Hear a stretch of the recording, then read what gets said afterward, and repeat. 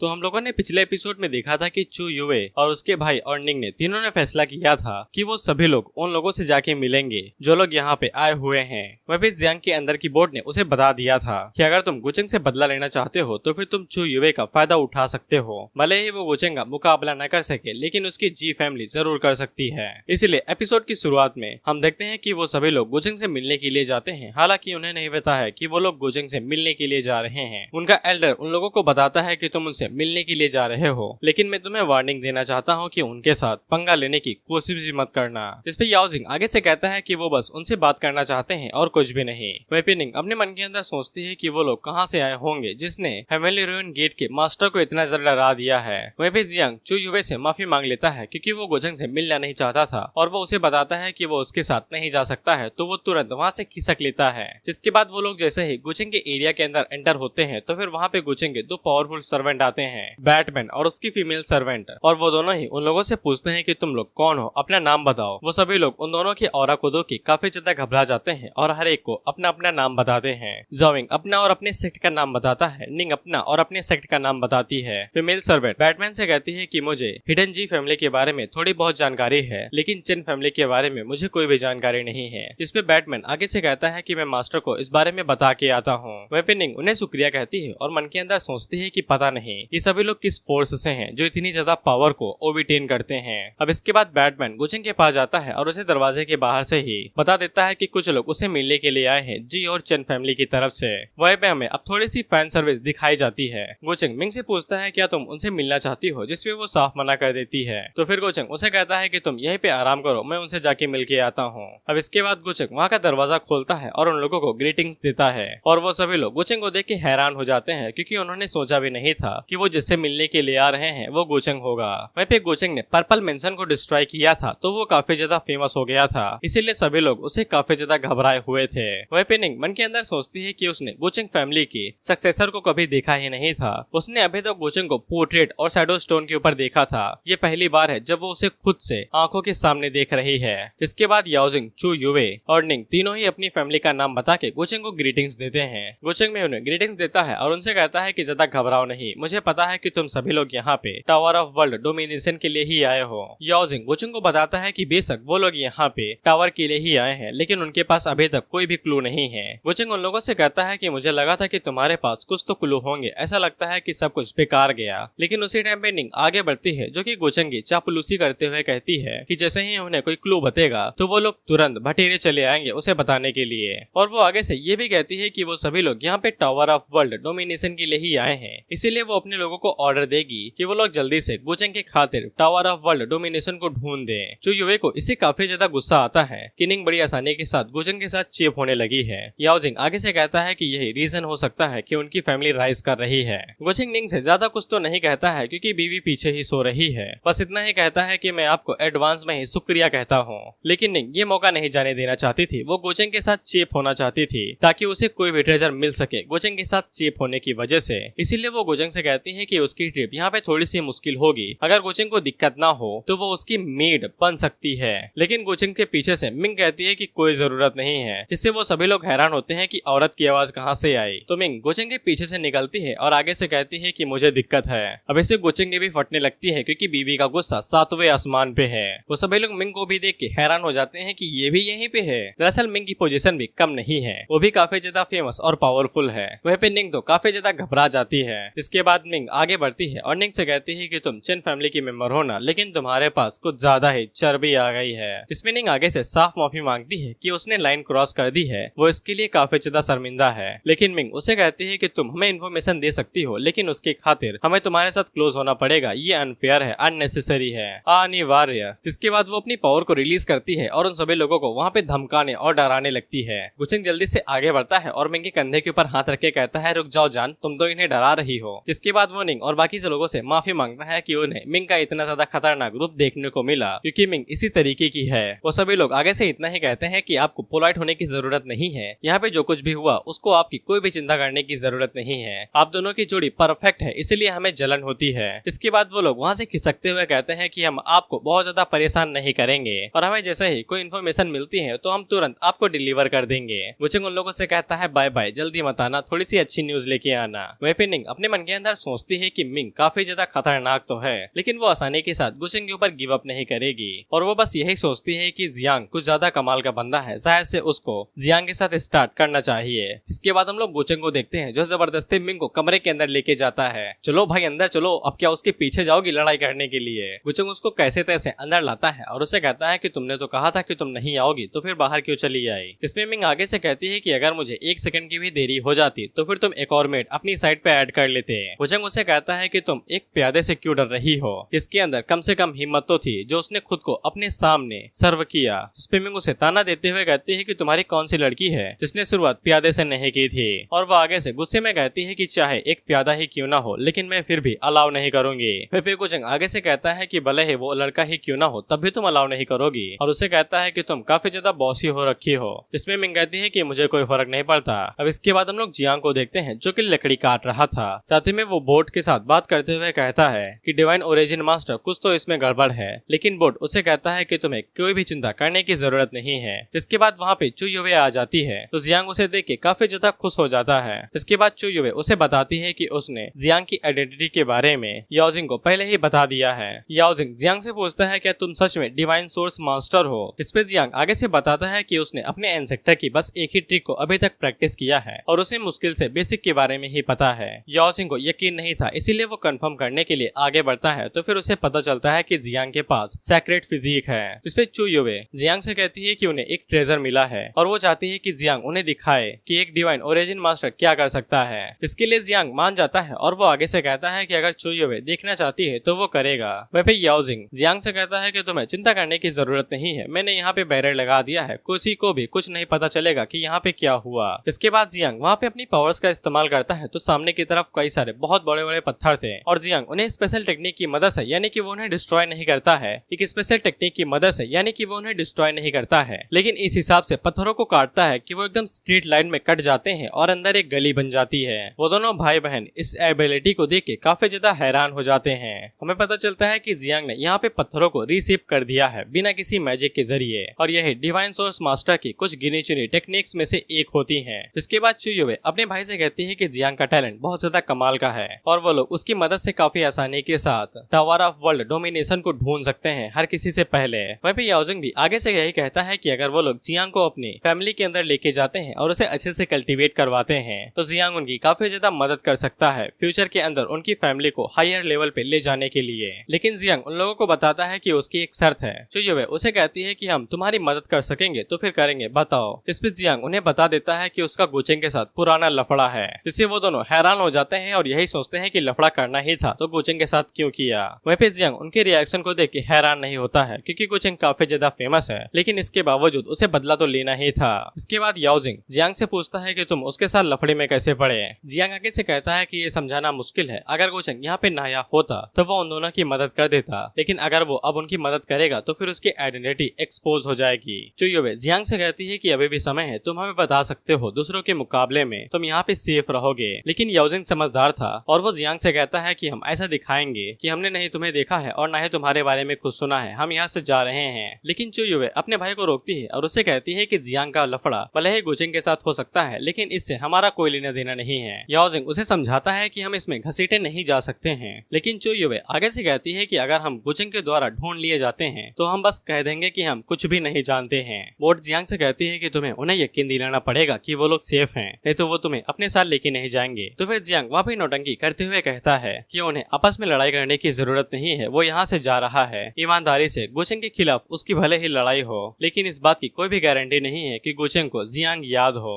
क्योंकि गुचेंग को ये बात नहीं पता है कि वो एक डिवाइन ओरिजिन मास्टर है। मैं बस उसकी आंखों के अंदर एक छोटा सा कीड़ा हूँ जिसको वो जब चाहे तब मार सकता है। चू युवे उसे पूछती है कि गुचेंग को तुम्हारे बारे में नहीं पता है कि तुम एक डिवाइन ओरिजिन मास्टर हो। जियांग आगे से बताता है कि मैं उसे सिर्फ 2 ही 3 बार मिला हूँ और वो बस इतना जानता है कि मैं एक छोटा सा मॉर्टल हूँ बस। इसके बाद चू युवे अपने भाई से कहते हैं कि गुचेंग को नहीं पता है कि जियांग एक डिवाइन सोर्स मास्टर है, वो हमारी मदद कर सकता है टावर ऑफ वर्ल्ड डोमिनेशन को ढूंढने में। जिसपे याओजिंग भी आगे से इस बात को अब मान जाता है, बस उन्हें चेन का हल्का सा अपीयरेंस ही चेंज करना है। इसके बाद वो जियांग को पकड़ते हैं और उसका होलिया बदल के ये बना देते हैं। चू युवे जियांग से कहती है कि मैं भी तुम्हें नहीं पहचान पा रही हूँ, गुचेंग का घंटा पहचान पाएगा। इसके बाद याओजिंग वहाँ पे जियांग से ये कह के चला जाता है कि हम दोनों टियानजुआन माउंटेन के आधी रात पे मिलेंगे। अब इसके बाद बाद हम लोग जियांग को देखते हैं जो कि सोने के लिए जा ही रहा था कि उसी टाइम पे उसका सीनियर उसके पास आ जाता है जिसका नाम सीनियर ब्लैक था। सीनियर ब्लैक उसे कहता है कि मुझे लगा था कि तुम कमाल कर दिखाओगे, लेकिन तुम तो एकदम घटिया चीज निकले। तुमने अभी तक कुछ भी हासिल नहीं किया है, यहाँ तक कि तुम तो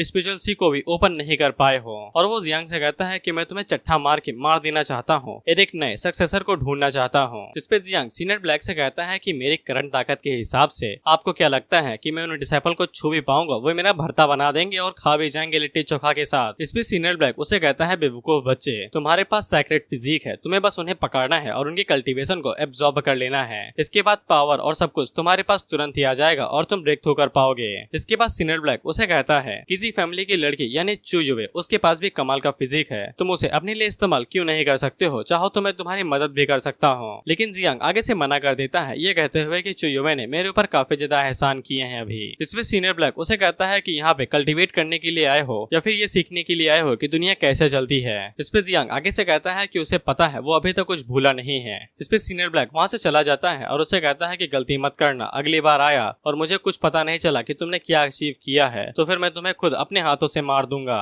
अब इसके बाद जियांग जो युवे के उसी सर्वेंट के बारे में सोचते हुए कहता है कि शायद से मुझे उस अनलकी बंदे को ही ढूंढना चाहिए। इसके बाद अगला सीन कुछ घंटों के बाद का होता है। हम लोग देखते हैं कि गुजंग उसी सर्वेंट के पास आता है जिसको जियांग ने पकड़ के उसकी कल्टीवेशन को एब्जॉर्ब कर लिया था, जैसा कि गुजंग और डिमोनिक सक्सेसर करते हैं। वह भी गुजंग को काफी अच्छे से पता था कि जब किसी को इस चीज का नशा लग जाता है तो ये ड्रग एडिक्शन की तरह होता है, जितना ज्यादा तुम इसमें घुसोगे उतना ही ज्यादा फंसते जाओगे और इससे बाहर निकलने का कोई भी रास्ता नहीं है। वह भी गुजंग ने पहली बार किसी फॉर्चून चूजन वन को देखा था जो इतना ज्यादा कमीना हो, और वो मन के अंदर सोचता है कि पता नहीं हेवन ऑफ दाओ क्या देख रहा है और क्या सोचेगा। अब इसके बाद हम लोग जियांग, याओजिंग और चू युवे को देखते हैं जो कि वो सभी लोग जियांग को फॉलो कर रहे थे। वहीं पे याओजिंग को पता चल जाता है कि जियांग का ऑरा पहले से बढ़ गया है और उसे ऐसा लगता है कि जियांग अभी भी उन लोगों से कुछ तो छुपा रहा है। वहीं पे बोट जियांग को बताती है कि इसी रोड पे अगर वो लोग चलते रहेंगे तो फिर उन्हें आगे की तरफ से एक अजीब सा ऑरा महसूस हो रहा है। वहीं पे याओजिंग जियांग को बताता है कि उन लोगों ने काफी टाइम पहले भी the tower of world domination को यहाँ पे ढूंढने की कोशिश की थी, तो फिर यहाँ पे उन्हें घास और हवा के अलावा कुछ भी नहीं मिला था।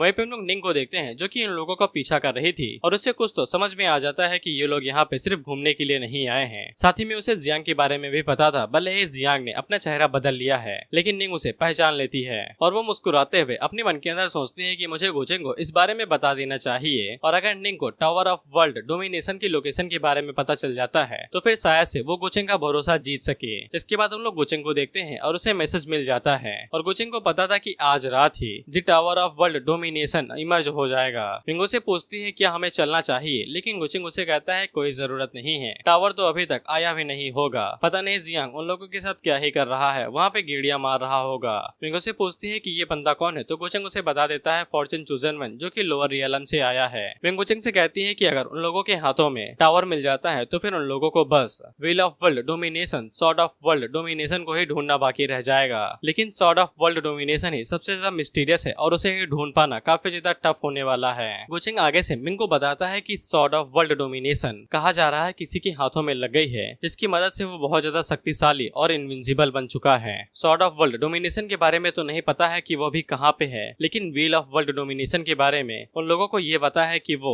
जी फैमिली के उन दोनों भाई बहन के पास हो सकती है। मिंग पूछती है कि तुम्हें इस बारे में कैसे पता है तो गुचेंग आगे से कहता है कि जरा ये सोचो कि जी फैमिली के बच्चे यहाँ पे टावर ऑफ वर्ल्ड डोमिनेशन को ढूंढने के लिए क्यों आए हैं। जिसपे मिंग आगे से कहती है कि उन्हें पहले ही एक टावर ऑफ वर्ल्ड डोमिनेशन की कोई चीज मिल चुकी है। गुचेंग आगे से कहता है सही पकड़े हैं, जब लोगों को किसी चीज की लत लग जाती है तो वो लोग उसके लिए दीवाने हो जाते हैं, ये तो वैसे भी पावर है। इसके बाद गुचेंग के पास निंग की तरफ से एक मैसेज आता है तो गुचेंग यहाँ पे निंग का नाम ले लेता है तो मिंग उससे पूछती है कौन सी लेडी, जिसपे गुचेंग आगे से कहता है गुस्सा क्यों होती हो जान, प्यादा है प्यादा। अब इसके बाद हम लोग देखते हैं कि जियांग उन लोगों को एक ऐसी जगह पे ले आता है जहाँ पे कई सारे इननीट फॉर्मेशन थी और उन फॉर्मेशन को तोड़ के ही वो लोग आगे जा सकते थे। योजे भी उन फॉर्मेशन को देख के काफी ज्यादा हैरान हो जाती है और चियुवे उसे पूछती है कि हम लोग यहाँ पे पहले भी तो आए थे लेकिन हमें क्यों कुछ नहीं मिला। वहीं पे जियांग अपनी स्पेशल एबिलिटी का इस्तेमाल करता है और फॉर्मेशन को तोड़ के वहाँ पे रास्ता बना देता है। इसके बाद वो सभी लोग उसी रास्ते से होते हुए दूसरी तरफ जाने लगते हैं तो फिर वहाँ पे कई सारे स्पिरिट स्टोन्स भी थे,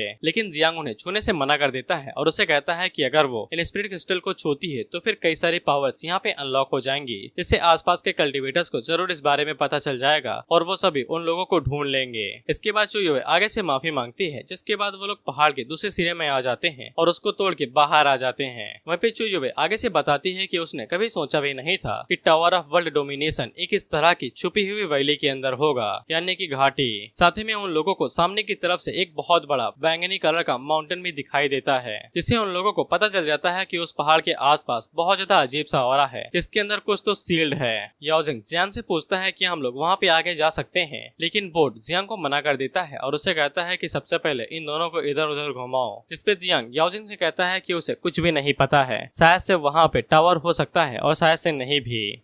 अब इसी के बाद याओजिंग को सामने के माउंटेन से कुछ ऑरा महसूस होता है जो खतरनाक किस्म का था, इसीलिए वो उन दोनों से कहता है कि तुम दोनों यहीं पे रुको, मैं उसे चेक करके आता हूँ। और वो चू युवे से कहता है कि अगर तुम्हें यहाँ पे थोड़ा सा भी खतरा महसूस हो तो तुरंत यहाँ से वापस निकल जाना, मेरे बारे में चिंता करने की जरूरत नहीं है। जिससे जियांग को यकीन हो जाता है कि उसने याओजिंग को चुन के सही फैसला किया। वो अपनी बहन को बचाने के लिए कुछ भी कर सकता है, वो उसके साथ अच्छा दोस्त बन सकता है। वहीं पे चू युवे जियांग से कहती है कि जब तुम हमारी मदद कर दोगे टावर ऑफ वर्ल्ड डोमिनेशन को, तब मैं तुम्हें अपने साथ सेक्टर में वापस लेकर चलूंगी और तुम्हारी मदद करूंगी। लेकिन उसी टाइम पे उनके ऊपर कोई फायर एरो से अटैक करता है, लेकिन चू युवे अपनी बांसुरी की मदद से उस अटैक को डिफ्लेक्ट कर लेती है। तो फिर हमें पता चलता है कि इनके ऊपर अटैक करने वाली निंग थी, जो इन लोगों के ऊपर डायरेक्ट इल्जाम लगाती है कि इन लोगों ने इस बात को गुचंग से छुपा लिया है कि इन लोगों के पास एक डिवाइन ओरिजिन मास्टर है और ये लोग टावर को खुद चुरा के यहाँ से चले जाने जाते थे, न कि गुचंग को देना चाहते थे। जिसपे चू युवे आगे से कहती है कि वो सब कुछ बकवास कर रही है, वो लोग खुद इस टावर को ढूंढ के गुचंग को देने वाले थे। वहीं पे जियांग को समझ में आ जाता है कि उसे आग में घी डालने की जरूरत है और वो आगे से निंग से ये कहने लगता है क्या गुचंग खुद को कहीं का महाराजा समझता है क्या,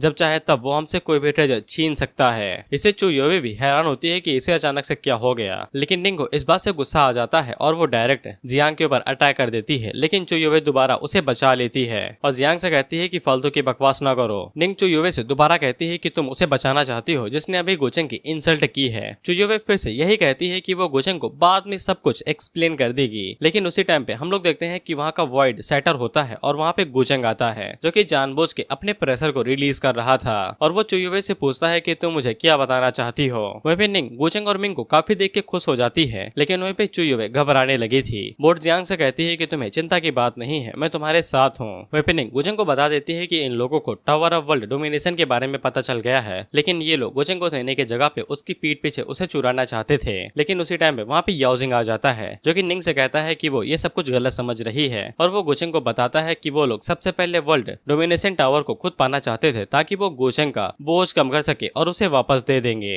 चू युवे इस बात से हैरान होती है, लेकिन याओजिंग टेलीपैथी जरिए उसे मना कर देता है और उसे बताता है कि गुचंग काफी ज्यादा पावरफुल और रूथलेस है। अगर वो लोग यहाँ पे समझदारी से काम नहीं लेंगे तो फिर उनका अंत बहुत ज्यादा बुरा होगा। तो फिर चू युवे जियांग की तरफ देखने लगती है और जियांग को इससे बुरी फीलिंग आने लगती है। निंग याओजिंग से कहती है कि तुम्हारा क्या मतलब है, क्या तुम सोच रहे हो कि मैंने गुचंग से झूठ बोला है। वहीं पे मिंग को काफी अच्छे से समझ में आ जाता है कि याओजिंग काफी ज्यादा चालाक है जितना गुचंग चालाक है। वहीं पे गुचंग उसे कहता है क्या तुम समझाओगे कि तुम क्या कहना चाहते हो। इसके बाद याओजिंग यहाँ पे ये बहाना बनाता है कि उन लोगों को पता था कि गुचंग को टावर ऑफ वर्ल्ड डोमिनेशन चाहिए था, लेकिन वो लोग उसे खुद से ढूंढ नहीं पाते थे, इसीलिए इन लोगों ने जियांग की मदद ली, जो कि एक डिवाइन सोर्स मास्टर है। लेकिन इन्हें जैसे ही पता चला कि ये गुचंग से नफरत करता है, तो इन लोगों को एक तकनीक का इस्तेमाल करना पड़ा उसे धोखा दे के कि वो लोग गुचंग को ये टावर ऑफ वर्ल्ड डोमिनेशन नहीं देंगे और ये उनका एक प्लान था। और ऐसा कहकर याओजिंग सारा इल्जाम जियांग के ऊपर डाल देता है और उसे बेच देता है। जियांग उन दोनों से कहता है कि मैंने तुम्हारे ऊपर भरोसा किया और तुम दोनों मुझे ही अपना बलि का बकरा बनाए दे रहे हो। वहीं पे जियांग की बोट उसे कहती है कि हमें तुरंत उस पर्पल माउंटेन की तरफ जाना पड़ेगा, वहीं से हमारे जिंदा रहने के चांस हैं। गुचंग जियांग से कहता है कि तुम्हारा नाम सुना सुना सा लगता है, लेकिन जियांग अपने चेहरे से मुखौटा हटाता है और गुचंग से कहता है कि तुम्हें दिखावा करने की जरूरत नहीं है, तुम एक पाखंडी इंसान हो जिसने हम सभी लोगों को मरवा दिया था जंगल में भिजवा के। वहीं पे गुचंग इस बात को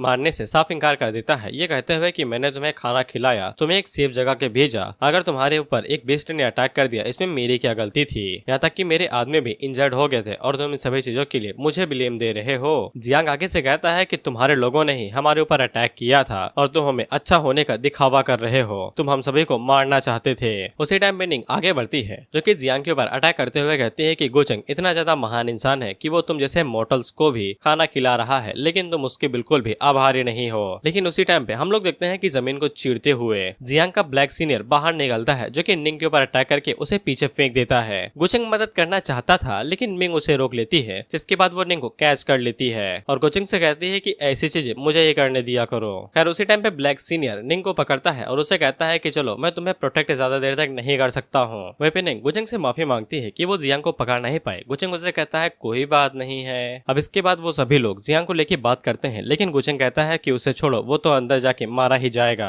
हर कोई यहाँ पे टावर ऑफ वर्ल्ड डोमिनेशन को ढूंढने के लिए आया है, बाकी चीजों की चिंता करने की जरूरत नहीं है। उसी टाइम पे याओजिंग आगे से कहता है कि वो वर्ल्ड टावर ऑफ डोमिनेशन को दुनिया से ढूंढ के बाहर निकालना पड़ेगा। साथ ही में गुचेंग को और भी ज्यादा चिंता करने की जरूरत नहीं है, उन लोगों के पास व्हील ऑफ वर्ल्ड डोमिनेशन भी है और वो लोग गुचेंग को व्हील ऑफ डोमिनेशन वर्ल्ड और टावर ऑफ वर्ल्ड डोमिनेशन दोनों एक साथ ही दे देंगे। चुयुबे अपने भाई से पूछती है कि ये जरूरी है, लेकिन वो आगे से कहता है कि हाँ ये जरूरी है। क्या उसे इतना आसान लगता है कि जियांग वाली बात के बाद गुचेंग उन्हें आसानी से जाने देगा? अगर वो लोग इसे आसानी के साथ निकलना चाहते हैं तो फिर उन्हें किसी न किसी चीज को सेक्रीफाइस करना ही पड़ेगा। वहीं पे गुचेंग इस बात से खुश हो जाता है कि वो लोग उसे व्हील ऑफ वर्ल्ड डोमिनेशन भी देने वाले हैं, जिसपे याओजिंग आगे से बताता है कि उनके कुछ प्लान थे, लेकिन निंग की बेवकूफी की वजह से वो लोग गलत समझे जा रहे हैं, इसलिए उन लोगों को माफी के तौर पे कुछ तो देना ही पड़ेगा ना। इसके बाद वो तीनों पर्पल माउंटेन की तरफ चले जाते हैं और गुचेंग और मिंग से कहते हैं कि वो लोग यहीं पे इंतजार करें। वहीं पे मिंग गुचेंग से पूछती है कि उसे इतना ज्यादा यकीन क्यों है कि जियांग चन आसानी के साथ टावर ऑफ वर्ल्ड डोमिनेशन को ढूंढ सकता है। गुचेंग आगे से कहता है कि लक के ऊपर यकीन है। अब इसके बाद हम लोग जियांग और उसके सीनियर को देखते हैं और सीनियर आगे से गुस्सा था, तो जियांग आगे से कहता है कि अगले बार से ऐसे गलती नहीं करूंगा। सीनियर उसे कहता है कि मैंने तुम्हें पहले ही कहा था कि तुम्हें उस लड़की को सैलो कर लेना चाहिए, लेकिन तुम तो प्यार में दीवाने हो चुके थे। जिसपे जियांग आगे से माफी मांगता है और कहता है कि जब हम लोग यहाँ से निकल जाएंगे तब वो सिर्फ कल्टीवेशन के ऊपर फोकस करेगा और किसी चीज के ऊपर नहीं। वहीं पे सीनियर को ये जगह थोड़ी सी अजीब सी मिल रही थी, क्योंकि यहाँ पे कल्टीवेटर के ऑरा को सप्रेस कर दिया जा रहा था। उसी टाइम पे हम लोग देखते हैं कि निंग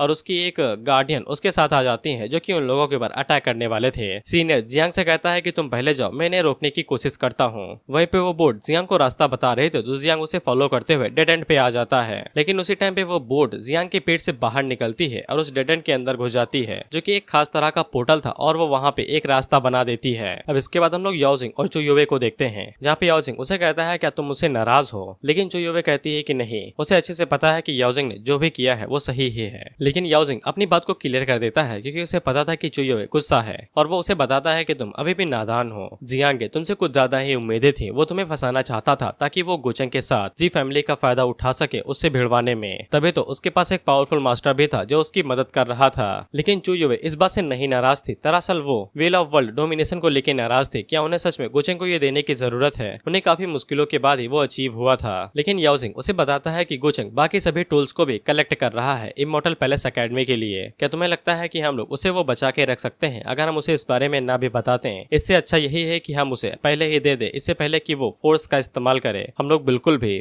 पंगे नहीं लेना चाहते हैं किसी भी बड़े सेक्ट के साथ। जिसपे चुयुबे आगे से कहती है कि गुचेंग इतना भी डरावना नहीं लगता है, जिस तरीके से वो अपनी वाइफ को ट्रीट करता है वो बिल्कुल भी बुरा इंसान नहीं लगता है। जिसपे याओजिंग आगे से कहता है पर्पल मेंशन वालों का हाल देख के मैं इस बारे में कुछ भी नहीं कहूंगा। लेकिन अचानक से उन दोनों के ऊपर अचानक से एक स्पिरिट बीस्ट अटैक कर देता है, जो कि काफी ज्यादा शक्तिशाली थे और वो चुयुबे का सर पकड़ के उसे मारने ही वाले थे कि उसी टाइम पे याओजिंग उसे बचा लेता है। वहीं पे उनके जितने भी सर्वेंट और साथी थे उन दोनों को वो बीस्ट मार देते हैं। वहीं पे याओजिंग अपनी बहन को लेके इधर उधर भागने लगता है खुद को बचाते हुए। जिसके बाद हम लोग निंग और उसके गार्डियन को देखते हैं, जो कि उसके सीनियर से मार खा के गुचेंग के पास वापस आ गए थे। लेकिन गुचेंग उसे नाराज नहीं होता है और उससे कहता है कि तुम लोग यहीं पे इंतजार करो, अब मुझे खुद ही वहाँ पे जाना पड़ेगा। वहीं पे मिंग भी गुचेंग के साथ जाना चाहती थी, लेकिन गुचेंग उसे मना कर देता है और टेलीपैथी के जरिए उसे बताता है कि अगर यहाँ पे और कोई आ जाता है या फिर कुछ करने की कोशिश करता है तो कम से कम तुम मुझे बता सकती हो। लेकिन मिंग उसे कहती है कि उसका जाना अनावश्यक है और वैसे भी गुचेंग को चिंताफुल नहीं होना चाहिए, बल्कि उसके अपोनेंट को डरना चाहिए। गुचेंग यहाँ पे रोमांटिक होने की कोशिश करता है, लेकिन मिंग उसे कह देती है कि मैं जियान नहीं हूँ, जो काम करने के लिए जा रहे हो जाओ। तो फिर गुचेंग तेजी के साथ माउंटेन की तरफ निकल जाता है।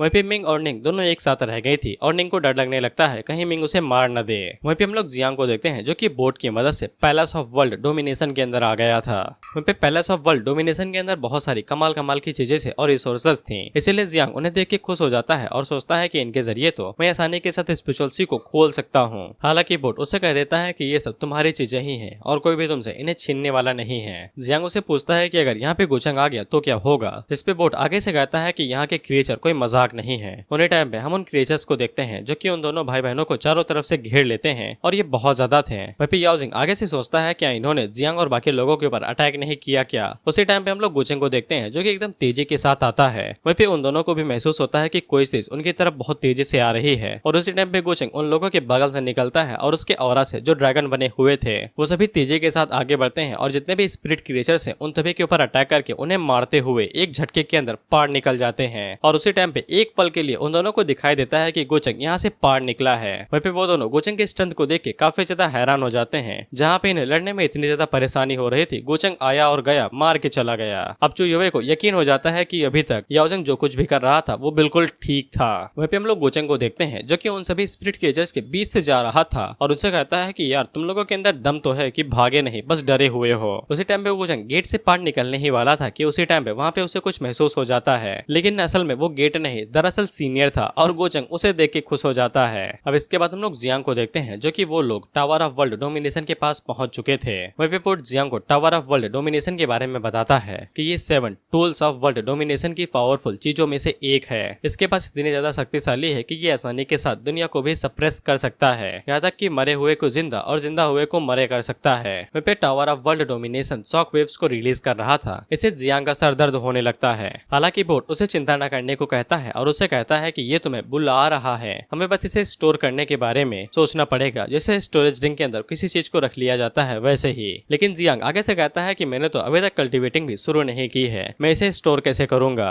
इस पे बोट कहता है कि तुम उसे स्टोर कर सकते हो, बस तुम्हें इससे अप्रूवल लेना पड़ेगा। इसके बाद जियांग आगे बढ़ने की कोशिश करता है लेकिन टावर ऑफ वर्ल्ड डोमिनेशन उसे पीछे धकेल देता है, जिसपे बोट उसे कहता है कि तुम क्या कर रहे हो, हमें रोक क्यों रहे हो। लेकिन टावर ऑफ वर्ल्ड डोमिनेशन आगे से बताता है वैंग युए मारा जा चुका है। बोट जियांग को बताता है कि वैंग युए एक सेलेस्टियल बीस्ट है जो कि टावर ऑफ वर्ल्ड डोमिनेशन को गार्ड करता था और उन दोनों का काफी क्लोज रिलेशनशिप है। जब इमॉर्टल पैलेस पूरी तरीके से कोलैप्स हो गया था तो फिर इसका मतलब ये हुआ कि वैंग युए भी काफी टाइम पहले ही मारा जा चुका है और जियांग को ये बात एक्सेप्ट करनी पड़ेगी और इस बात की जिम्मेदारी लेनी पड़ेगी कि वो इमॉर्टल पैलेस को दोबारा खड़ा करेगा और इसकी जिम्मेदारी उसके कंधों पे होगी। जिसके बाद वो टावर ऑफ वर्ल्ड डोमिनेशन से कहता है कि तुम्हें इससे कोई दिक्कत नहीं होनी चाहिए क्योंकि तुम भी इमॉर्टल पैलेस से आते हो। इस पे टावर ऑफ वर्ल्ड डोमिनेशन आगे से बताता है कि यहाँ पे प्लेटफॉर्म के अंदर कुछ भी नहीं है, यानी टावर के अंदर कोई भी इमॉर्टल चीज या फिर कोई भी खतरनाक चीज नहीं है, बस वैंग युए के बच्चे को छोड़ के। और टावर ने वैंग युए से वादा किया था कि वो उसके बच्चे को काफी अच्छे से पाल पोस के बड़ा करेगा। बोट इस बात से हैरान होता है कि वैंग युए का बच्चा प्लेटफॉर्म के अंदर है और वो टावर से कहता है कि अगर तुम उस बच्चे को हमारे हवाले कर देते हो, यानी कि जियांग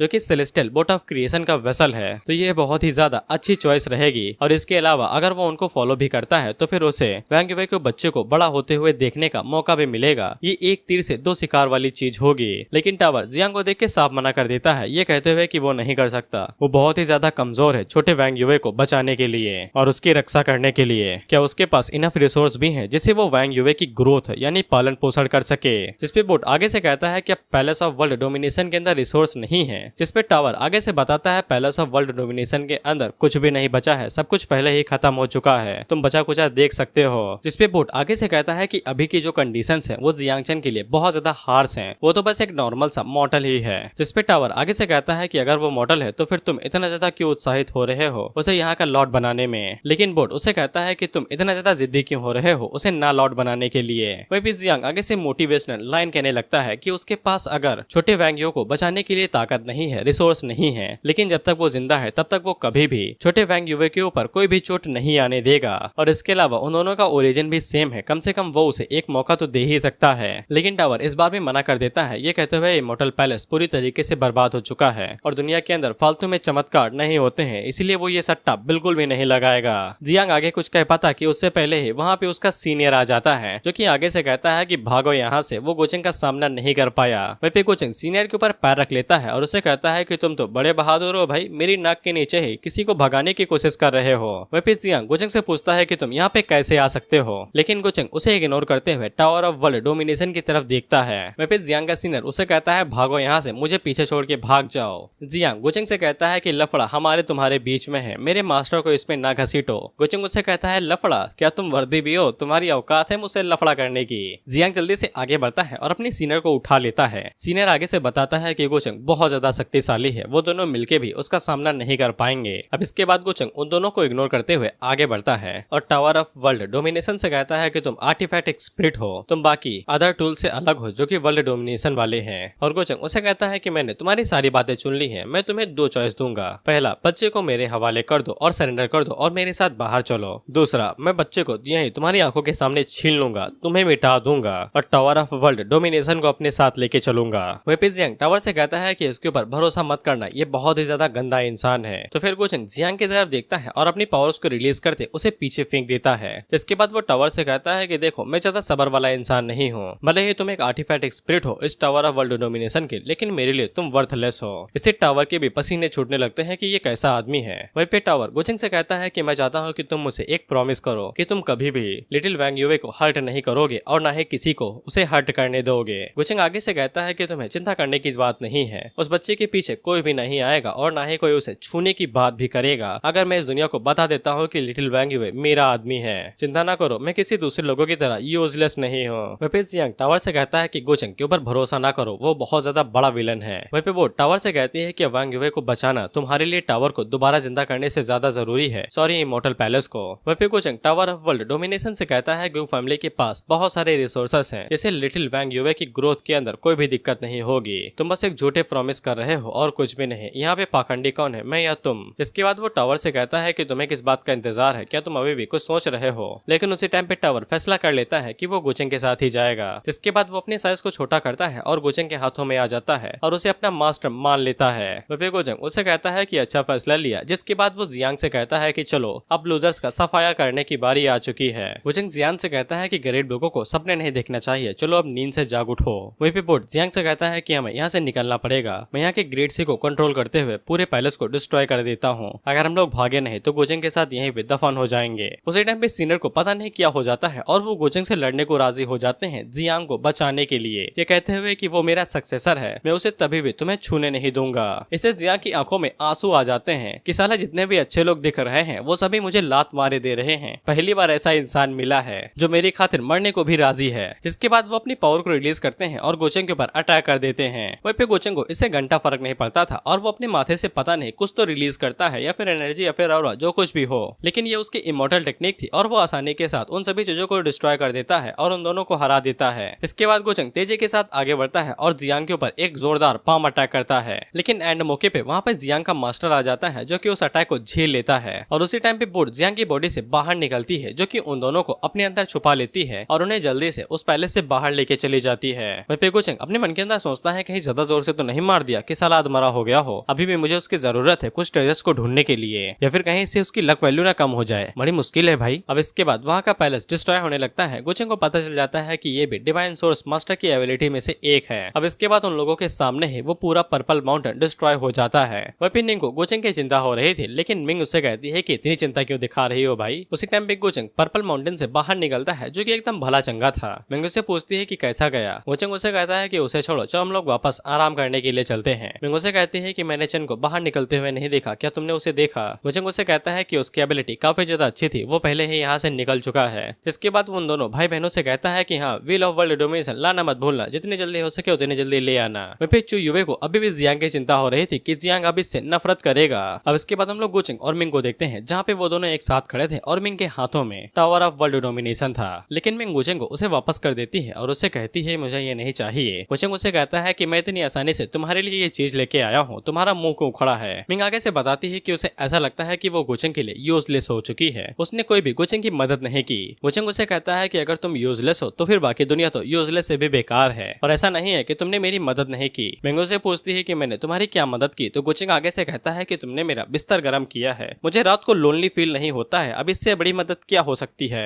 इसे मिंग को गुस्सा आ जाता है क्योंकि वो ये चीज एक्सेप्ट नहीं कर रही थी कि गोचेंग उसे ये कहेगा। इसके बाद वो पीछे मुड़ जाती है और उसे कहती है कि आज तुम अकेले ही सो। इस पे गोचेंग उसे कहता है कि जैसी तुम्हारी मर्जी, मैं तुम्हें फोर्स नहीं करूंगा, लेकिन शायद से मुझे और कोई लड़की मिल सकती है। अब इसे मिंग को गुस्सा आ जाता है और वो पीछे मुड़ के अपनी शॉट बाहर निकाल लेती है और उसे को घूरते हुए देखने लगती है। गोचेंग उसे कहता है कि मजाक कर रहा था, सीरियस क्यों हो गई। लेकिन मिंग गुचेंग के ऊपर अटैक कर देती है और हम लोग छत को उड़ते हुए देखते हैं। एक सर्वेंट भागते हुए एल्डर के पास जाता है और उन्हें बताता है कि मियाँ बीबी ने लड़ाई करना शुरू कर दी है। तो फिर एल्डर बाहर निकलते हैं जो कि मौज मस्ती करने जा रहे थे और चिल्लाते हुए कहते हैं कि साला ये लोग मेरा घर डिस्ट्रॉय करके ही रहेंगे। अब इसके बाद हम लोग बाकी लोगों को देखते हैं और वो लोग भी वहाँ पे शो को एंजॉय करने आ गए थे, जहाँ पे मिंग और गुचेंग पूरी तरीके से लड़ाई दंगा कर रहे थे और घरों को डिस्ट्रॉय कर दे रहे थे। वहीं पे मिंग आगे से कहती है क्या इसी तरीके से प्यार होता है, इसी तरीके से लड़ाई करके रिलेशनशिप चलता है क्या। वहीं पे मिंग अपनी शॉट्स का इस्तेमाल करते हुए गुचेंग के ऊपर अटैक करती है। तो गुचेंग आगे से कहता है क्या तुम हमारा मजाक बनवाओगे दूसरे लोगों के सामने में। मिंग उसे कहती है कि मुझे फर्क नहीं पड़ता है और वो दोनों शॉट से गुचेंग के ऊपर अटैक कर देती है। तो गुचेंग आगे से कहता है कि मैं भी हार नहीं मानूंगा। तो मिंग उसे कहती है कि मुझे दिखा दो कि हम दोनों की पावर्स के बीच में कितना बड़ा गैप है। तो गुचेंग आगे से कहता है कि जैसे तुम्हारी मर्जी। जिसके बाद वो अटैक्स को अवॉइड करता है और मिंग के ऊपर अटैक करने के लिए तेजी से आगे बढ़ने लगता है, लेकिन वो कोई फिजिकल अटैक नहीं करता है। कियान को नाम की रोप्स का इस्तेमाल करता है और वो मिंग को उसी में बांध लेता है। लेकिन मिंग उसे कहते हैं कि तुम्हारी हिम्मत कैसे हुई इस तरह के आर्टिफैक्ट का इस्तेमाल करने की। गुचेंग उसे कहता है कि मैंने ये नहीं कहा था कि मैं आर्टिफैक्ट्स का इस्तेमाल नहीं करूंगा, क्योंकि आर्टिफैक्ट्स भी स्ट्रेंथ का हिस्सा रहती हैं। जिसमें मिंग उसे कहती है कि जैसे तुम्हारी मर्जी। जिसके बाद वो भी एक हिडन आर्टिफैक्ट का इस्तेमाल करते हुए गुचेंग के ऊपर अटैक करती है, लेकिन गुचेंग उसे अवॉइड कर लेता है। लेकिन वो आर्टिफैक्ट की मदद से उन रोप्स को काट के खुद को आजाद करा लेती है। जिसके बाद वो अपनी स्पेशल टेक्निक फ्लावर लोटस का इस्तेमाल करने वाली थी। गुचेंग उसे कहता है कि चालाक होती जा रही हो। मिंग उसे कहती है कि तुम्हारी ही संगत का असर है। जिसके बाद मिंग वहाँ पे कई सारे लोटस को ले आती है और ये सभी बॉम्ब की तरह फटते हैं। वहीं पे मिंग ये सब कुछ इसीलिए कर रही थी ताकि वो अपनी साइट यानी कि अपनी इज्जत या वैल्यू गुचेंग के सामने खोए नहीं। लेकिन गुचेंग लड़ाई करने से मना कर देता है और हार मान लेता है। लेकिन मिंग उसे कहती है कि तुम ऐसा नहीं कर सकते हो, तुम्हें सीरियस होकर लड़ाई करनी पड़ेगी। लेकिन गुचेंग उसे कहता है कि अगर तुम सच में यहाँ पे इस अटैक का इस्तेमाल करोगी तो पूरा हेवनली रूइन गेट डिस्ट्रॉय हो जाएगा। क्या तुम भूल गई हो कि हम लोग किसी दूसरे की जगह पे हैं और अगर हम लोग इसी तरीके से लड़ाई करते रहे तो हमारी बेइज्जती होती रहेगी। उसी टाइम पे शक लीडर उन लोगों के पास आ जाता है जो कि हाथ हिलाते हुए हाथ जोड़ते हुए उन लोगों से यही कहता है रुक जाओ मालिक, मेरा घर ना डिस्ट्रॉय करो, रहने दो। तो फिर मिंग वहाँ पे रुक जाती है और गुचेंग से पूछती है कि अब आगे क्या करना है। इस पे गुचेंग आगे से कहता है कि करना क्या है, पर्पल मेंशन से जो माल मिला है वो गिनेंगे और क्या। वहीं पे हम लोग जियांग को देखते हैं जो कि अपने मास्टर के भाई एकदम तलवे चाट रहा था, उसे बहुत ज्यादा शुक्रिया कर रहा था। इस पे सीनियर उसे कहता है कि ज्यादा खुश ना हो, सक्सेसर हो इसीलिए जान बचाई है, लेकिन सच में तुम बहुत ज्यादा लकी हो कि मौत को टक्कर से छू के वापस आ गए। वहीं पे वो जियांग से कह देता है कि मेरे बारे में उसे बिल्कुल भी मत बताना। जिसके बाद जियांग उसे पूछता है कि अब हम लोग आगे क्या करने वाले हैं। जिसपे सीनियर उसे कहता है कि तुम्हारे पास डिवाइन ओरिजिन मास्टर है ना और तुम ताकतवर बनना चाहते हो तो फिर अब से तुम कब्र खोदने वाले हो, यानी कि अब से ये लाशों की एनर्जी एब्जॉर्ब करने वाला है। वहीं पे पोर्ट इसके लिए साफ मना कर देता है क्योंकि वो इमॉर्टल पैलेस के अंदर आने वाला है और वो लोग वैसे ही अपनी गरिमा को थोड़ी ना हर्ट कर सकते हैं कब्र खोद के। वहीं पे जियांग इस चीज को मान लेता है क्योंकि उसे समझ में आ चुका था ताकतवर बनना है तो फिर जीने के लिए ये करना ही पड़ेगा और वैसे भी शर्मिंदगी जिंदगी गंवाने से ज्यादा बेहतर होती है। अब इसके बाद हम लोग लिटिल वैंग यूए को देखते हैं जिसको गुचेंग अपने फादर और सेक्ट में आके छोड़ देता है। वहीं पे एक एल्डर थे और गुचेंग के फादर थे जो उसको बेचारे ऐसे देख रहे थे जैसे कि अभी ही खा जाएंगे। वैसे इस तरीके से देखना लाजिम भी था क्योंकि उस टाइम और इस टाइम पे सिर्फ इमॉर्टल पैलेस के पास इस तरीके से सेलेस्टियल बीस्ट होते हैं, इनको पालना भी काफी ज्यादा मुश्किल होता है। वहीं पे गुचेंग के फादर अपने मन के अंदर सोचते हैं कि जब ये बड़ा होगा तब ये कितना ज्यादा शक्तिशाली और इसका क्या साइज होगा, मैं ये सोच रहा हूँ। वहीं पे गुचेंग अपने फादर से कहता है कि वो एकेडमी वापस जा रहा है, लेकिन उसके फादर उसे पूछते हैं कि तुम इसे अपने साथ क्यों लेने जा रहे हो, क्या तुम इसे पालना नहीं चाहते हो खुद से। जिसपे गुचेंग काफी अच्छी बात कहता है कि वो सिर्फ खून खराबे में बेहतर है ना कि किसी को पाल पोस के बड़ा करने में, जो एक अच्छी बात है क्योंकि परवरिश जरूरी है। और ऊपर से बेचारा लिटिल वैंग यूए गुचेंग से बहुत ज्यादा घबराता और डरता भी है। गुचेंग के फादर भी आगे से यही कहते हैं कि मुझे भी इन सभी चीजों का बिल्कुल भी शौक नहीं है और ना ही मुझे इस बात का एक्सपीरियंस है कि मैं बच्चे पालूं। जिसके बाद वो एल्डर की तरफ प्रस्ताव बढ़ाने ही वाले थे, लेकिन एल्डर तुरंत वहां से खिसक लेते हैं ये कहते हुए कि मुझे कुछ काम है। तो फिर गुचेंग फादर से कहता है कि चलो हम लोग इसको जियान को दे देते हैं, वैसे भी उसके पास पहले से ही एक फालतू सी चिड़िया है। लेकिन उसी टाइम पे वहाँ पे आंट किंग आती है जो कि गुचेंग से कहती है कि मैं इसे तुम्हारे लिए बड़ा कर सकती हूँ अगर तुम्हारा मन नहीं है। वहीं पे गुचेंग और उसके फादर दोनों ही देख के हैरान हो जाते हैं कि आंट किंग यहाँ पे क्या करने के लिए आई है। वहीं पे गुचेंग आंट किंग को वैंग यूए देने के लिए मान जाता है। वहीं पे आंट किंग गुचेंग से कहती है क्योंकि ये तुम्हारा है तो फिर तुम्हें इसे एक नाम तो देना ही चाहिए। गुचेंग आगे से कहता है कि नाम, चलो हम लोग इसे जियान का नाम दे देते हैं। इस पे आंट किंग और गुचेंग के फादर दोनों ही उससे कहते हैं कि तुम ज्यादा कर रहे हो। गुचेंग आगे से कहता है मजाक कर रहा हूँ, हम लोग इसे व्हाइट बुलाएंगे क्योंकि ये दिखने में व्हाइट है, लिटिल व्हाइट यानी सौबाई। इसके बाद गुचेंग सौबाई के पास जाता है और उसे कहता है कि अब से तुम आंट के पास रहने वाले हो तो फिर उन्हें बिल्कुल भी परेशान मत करना और भागने की कोशिश मत करना, नहीं तो मैं तुम्हें पका के खा जाऊंगा। इससे सौबाई काफी ज्यादा घबराने लगता है और आंट से चिपकने लगता है और आंट किंग जैसे ही गुचेंग की हरकतें देखती है हैं तो उससे कहते हैं कि शायद मुझे एम्प्रेस डिग्री और उस शॉट को वापस ले लेना चाहिए जो मैंने तुम्हें दी थी। इसीलिए गोचंग वहां से तुरंत खिसक लेता है ये कहते हुए कि मुझे कुछ काम है। अब इसके बाद हम लोग गोचंग को देखते हैं और बैटमैन उसे बताता है हेवनली आर्म्स डोमेन के अंदर कई सारे एम्बुश हो रहे हैं केओस स्टार टेरिटरी के अंदर और वहाँ के जितने भी बैंडिस्ट हैं वो सभी गोचंग के सामान को चुरा ले रहे हैं। गोचंग आगे से कहता है बड़ी हिम्मत आ गई है भाई, लुटेरों के अंदर मेरा सामान चुरा रहे हैं। इसके बाद गोचंग किसी के जरिए बात करता है जो कि उसे बताता है कि वो वापस आ गई है। तो गोचंग उसे कहता है ठीक है बाकी मैं चीजें देख लूंगा। अब इसके बाद हम लोग चूचू को देखते हैं जो कि दोबारा गोचंग से मिलने के लिए आती है लेकिन पता नहीं क्यों। वहीं पे हमें पता चलता है कि गोचंग असल में मिंग के साथ बात कर रहा था। वहीं पे मिंग गोचंग से कहती है कि मैं तुमसे कुछ पूछना चाहती हूँ, राविन नाम की लड़की कौन है जिसके बारे में जियांग चन बात कर रहा था। लेकिन उसी टाइम पे उसकी नजर चूचू के ऊपर पड़ती है तो वो मिंग को भाई पीछे छोड़ के चूचू के साथ बात करने लगता है और उसे पूछता है कि तुम यहाँ पे किस लिए आई हो। वहीं पे मिंग को समझ में नहीं आता है कि इसने अचानक से जवाब देना क्यों बंद कर दिया। वहीं पे गोचंग को ऐसा लग रहा था कि चूचू यहाँ पे इंटरनल ओवरकास्ट के काम को लेके आई है। तो गोचंग उसे साफ कर देता है कि मैं मदद करूंगा लेकिन फ्री में नहीं, मुझे बदले में कुछ न कुछ तो चाहिए। जिसपे चूचू गोचंग से कहती है क्या मैं किसी और काम से तुम्हारे पास नहीं आ सकती हूँ।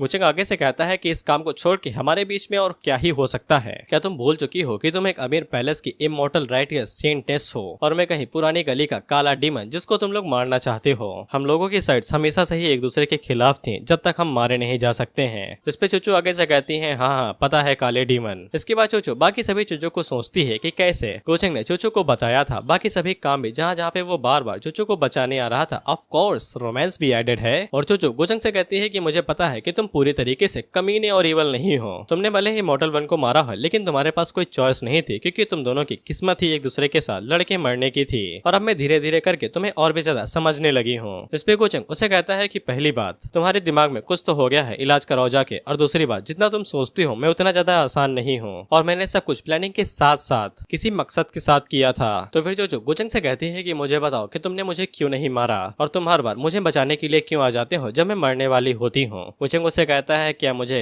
सब कुछ एक्सप्लेन करने की जरूरत है कि मैं क्या करता हूँ क्यों करता हूँ। चूचू से कहती है कि मुझे तुम्हारा सबसे बड़ा राज पता है, अगर मैं दुनिया को बता दूं तो तुम बेशक मारे जाओगे। अगर तुम उतने ही ज्यादा बुरे होते जितना तुम कहते हो तो फिर तुम्हें मुझे पहले ही मार देना चाहिए था, ना कि बचाना। मुझे ये भी बात है कि तुमने कितनी बार मुझसे पूछा था कि मुझे खुद के लिए जीना चाहिए ना कि मॉडल पैलेस के लिए। गोचंग कहता है क्या मैंने कभी ये सब कहा था, मुझे तो याद नहीं है भाई। चूचू आगे से अपनी बात को क्लियर करती है और ये बताती है कि वो वैंग की तरह नहीं है। उसे नहीं पता है कि कौन उसके बारे में केयर करता है और कौन नहीं। उसे तो ये भी नहीं पता है कि उसके पेरेंट्स कौन हैं। उसे हमेशा से मॉडल पैलेस के अंदर ही पाल पोस के बड़ा किया गया है और क्योंकि वो इतनी बड़ी हो गई है कि चीजों को समझ सके और उसे समझ में आ चुका है कि उसकी जिंदगी का एक ही मतलब था जो कि था दूसरे के हाथों यानी मॉडल वन के हाथों इस्तेमाल होना, जिसको गोचंग ने मार दिया था। गोचंग उसे पूछता है कि तुम्हारा क्या मतलब है, साफ साफ कहो। इस पे चूचू बताती है मॉडल पैलेस बिना मॉडल वन के नहीं चल पाएगा और न ही ये पूरी दुनिया इंटरनल ओवरकास्ट के खिलाफ लड़ पाएगी बिना लीडर के। गोचंग उससे कहता है कि तुम ये कहना चाहती हो कि मुझे किसी को ढूंढना पड़ेगा जो कि मॉडल वन होने का नाटक करेगा। चूचू कहती है कि नहीं, मैं ये चाहती हूँ कि तुम खुद मॉडल वन बनने का दिखावा करो। इसके बाद कोई भी तुम्हारे ऊपर शक नहीं कर पाएगा कि तुम डिमोनिक सक्सेसर हो। गोचंग उसे कहता है कि तुम्हें समझ में भी आ रहा है कि तुम क्या कह रही हो। तुम अपने पूरे सेट को पूरी तरीके से धोखा देने वाली हो, यहाँ तक कि अपनी पूरी काइंड को भी। और अगर मॉडल पैलेस को इस बारे में पता चला तो वो तुम्हें फांसी पे लटका देंगे। चूचू कहती है कि उसने ये सब कुछ पहले ही देख और सोच लिया है और उसे काफी अच्छे से पता है कि गोचंग ही इस पोजीशन के लिए परफेक्ट सूट करता है। चूचू भी लाइक टाइम आ गया है, ए राजा लाइन पे आ जा। इसके बाद गोचंग चूचू की कमर पकड़ता है और उसे अपने पास लाके कहता है कि तुम एक नंबर की बेवकूफ हो, हम दोनों एक साथ नर्क के अंदर कढ़ाई के अंदर एक साथ तले जाएंगे। चूचू उसे कहती है कि उसे कोई फर्क नहीं पड़ता है, अब से वो अपने लिए जीना चाहती है और खुद के डिसीजन बनाना चाहती है। इसके बाद वो शर्माते हुए भाग जाती है, गोचंग से ये कहते हुए कि अब से हम दोनों एक साथ एक ही बोट के ऊपर सवार हैं। गोचंग मन के अंदर सोचता है कि बेशक हम एक ही बोट पे हैं लेकिन चलाने वाला मैं हूँ। उसी टाइम पे गोचंग को याद आता है कि वो माइक को ऐसे ही छोड़ आया था। वहीं पे हम लोग मिंग को देखते हैं जिसे कुछ भी सुनाई नहीं दिया था, बस इतना ही समझ में आया था कि गोचंग कहीं पे चला गया है माइक को छोड़ के। अब इसके बाद हम लोग चूचू को देखते हैं जो कि शर्माते हुए बाहर आ रहे थे और कह रहे थे कि मैंने आखिरकार ये कह ही दिया। उसी टाइम पे वैंग उसके पीछे भूत की तरह आती है और उससे कहती है सिस्टर तुमने क्या कह दिया। इसे चूचू की चीख निकल जाती है और वो वैंग से पूछती है कि तुम यहाँ पे क्या कर रही हो। इसपे वैंग उसे कहती है कि तुम दोबारा गोचंग से मिलने के लिए आई थी ना। इसपे चूचू कहती है कि इससे तुम्हारा कोई भी लेना देना नहीं है। तो वैंग चूचू से कहने लगती है कि तुम्हें पता है ना कि वो कितना बड़ा कमीना है, लेकिन तुम प्यार की पुजारन हो रखी हो, वो बस तुम्हारा फायदा उठा रहा है और कुछ भी नहीं। लेकिन इसके बावजूद तुम बहुत ज्यादा खुश हो। चूचू उससे पूछती है क्या तुम्हें जलन हो रही है या फिर तुम घबराई हुई हो। जिसपे वैंग आगे से कहती है कि मुझे क्या फर्क पड़ता है, मैं बस इतना चाहती हूँ कि तुम्हें चोट न लगे और तुम घबराओ नहीं। इस पे चूचू उसे कहती है कि मैं तुम्हें एक चीज बताने वाली हूँ, घबराना नहीं। जिसपे वैंग उसे पूछती है क्या तुम्हें मॉडल 1 के रिकार्नेशन के बारे में पता चल चुका है। जिसपे चोचो वैंग को बताती है कि असल में मॉडल 1 की रिकार्नेशन गुचेंग है। जिसपे वैंग ऐसी शक्ल बना के कहती है कि तुमने क्या बोला अभी। और चोचो आगे कहती है कि वो पापी वन राक्षस बन गया ब्रह्मचारी, ये कहना चाहती हो तुम। इसके बाद वो चोचो के ऊपर अटैक पोजीशन ले लेती है और उसे कहती है कि मुझे फर्क नहीं पड़ता है कि तुम कौन हो, लेकिन मेरी चोचो को वापस लौटा दो। जिसपे चोचो उसे कहती है कि बच्चों की तरह बर्ताव करना बंद करो। लेकिन वैंग को अभी भी यकीन नहीं हो रहा था और वो चोचो से कहती है कि मुझे यकीन नहीं है, गुचेंग ने तुम्हारे साथ पक्का कुछ किया होगा, कपड़े उतारो, मुझे चेक करने दो। लेकिन चोचो वैंग से कहती है कि तुम्हें ज्यादा चिंता करने की जरूरत नहीं है, हम लोगों को मॉडल 1 की रिकार्नेशन को ढूंढने की जरूरत नहीं है। गुचेंग ने पहले ही निर्वाणा लोटस को प्यूरिफाई कर लिया है और उसकी बॉडी ही काफी होगी प्रूफ के तौर पे। इस पे वैंग आगे से बताती है कि ऐसा नहीं है, उसने पहले ही गेस कर लिया था कि गुचेंग वो हो सकता है, लेकिन वो इतना ज्यादा घबराई हुई क्यों थी। लेकिन चोचो वहां से चली जाती है ये कहते हुए कि मैंने तुम्हें सब कुछ बता दिया है, तुम यकीन करती हो या नहीं मुझे कोई फर्क नहीं पड़ता। वहीं पे वैंग को इतना तो पता था कि गुचेंग सच में पावरफुल और गिफ्टेड वन है, लेकिन उसने कभी सोचा भी नहीं था कि गुचेंग ही मॉडल 1 होगा। लेकिन उसे अभी भी दाल में कुछ तो गड़बड़ लग रही थी। दरअसल चोचो को अभी ये नहीं पता है कि गुचेंग डिमोनिक कल्टीवेटर है और ना ही है कि गुचेंग ने चोचो के साथ क्या क्या किया है। उसे बस ऐसा ही लगता है कि चोचो गुचेंग के प्यार में दीवानी है। और वैंग चोचो के पीछे भागते हुए कहती है कि तुम पक्का मुझसे झूठ तो नहीं बोल रही हो ना, कहीं तुम गुचेंग के साथ काम कर रही हो, मुझसे वादा करो कि तुमने मॉडल पैलेस को धोखा नहीं दिया है और उन लोगों से झूठ नहीं बोला है। अब इसके बाद हम लोग देखते हैं कि गुचेंग सभी लोगों को प्रूव करने आया था कि वो असल में मॉडल 1 का रिकार्नेशन है, इसीलिए सभी लोग वहाँ पे इकट्ठा हुए थे और ये लोग जानना चाहते थे कि गुचेंग असल में है या नहीं। साथ ही में गुचेंग यहाँ पे प्यूरिफाइंग निर्वाणा लोटस बॉडी दिखाने वाला था, जिसको गुचेंग ने पहले टाइम पे रिफाइन कर लिया था, जिससे सभी लोगों को यकीन हो जाएगा कि गुचेंग ही इमॉर्टल 1 का रिकार्नेशन है। इसके बाद गुचेंग उन्हें अपनी बॉडी दिखाता भी है और सभी लोगों को यकीन हो जाता है कि गुचेंग ही इमॉर्टल पैलेस का रिकार्नेशन इमॉर्टल 1 है और सभी लोग खुश हो जाते हैं कि अब उन्हें डिमोनिक सक्सेसर से लड़ने की जरूरत नहीं है। वहीं पे मिंग को अंदाजा लग जाता है कि जियांग चोचो भी कहीं ना कहीं इसमें मिली हुई है। वहीं पे चोचो को अभी भी यकीन नहीं हो रहा था और उसे ऐसा लग रहा था कि गुचेंग ने ये निर्वाणा लोटस उसे चुरा लिया होगा मॉडल 1 से।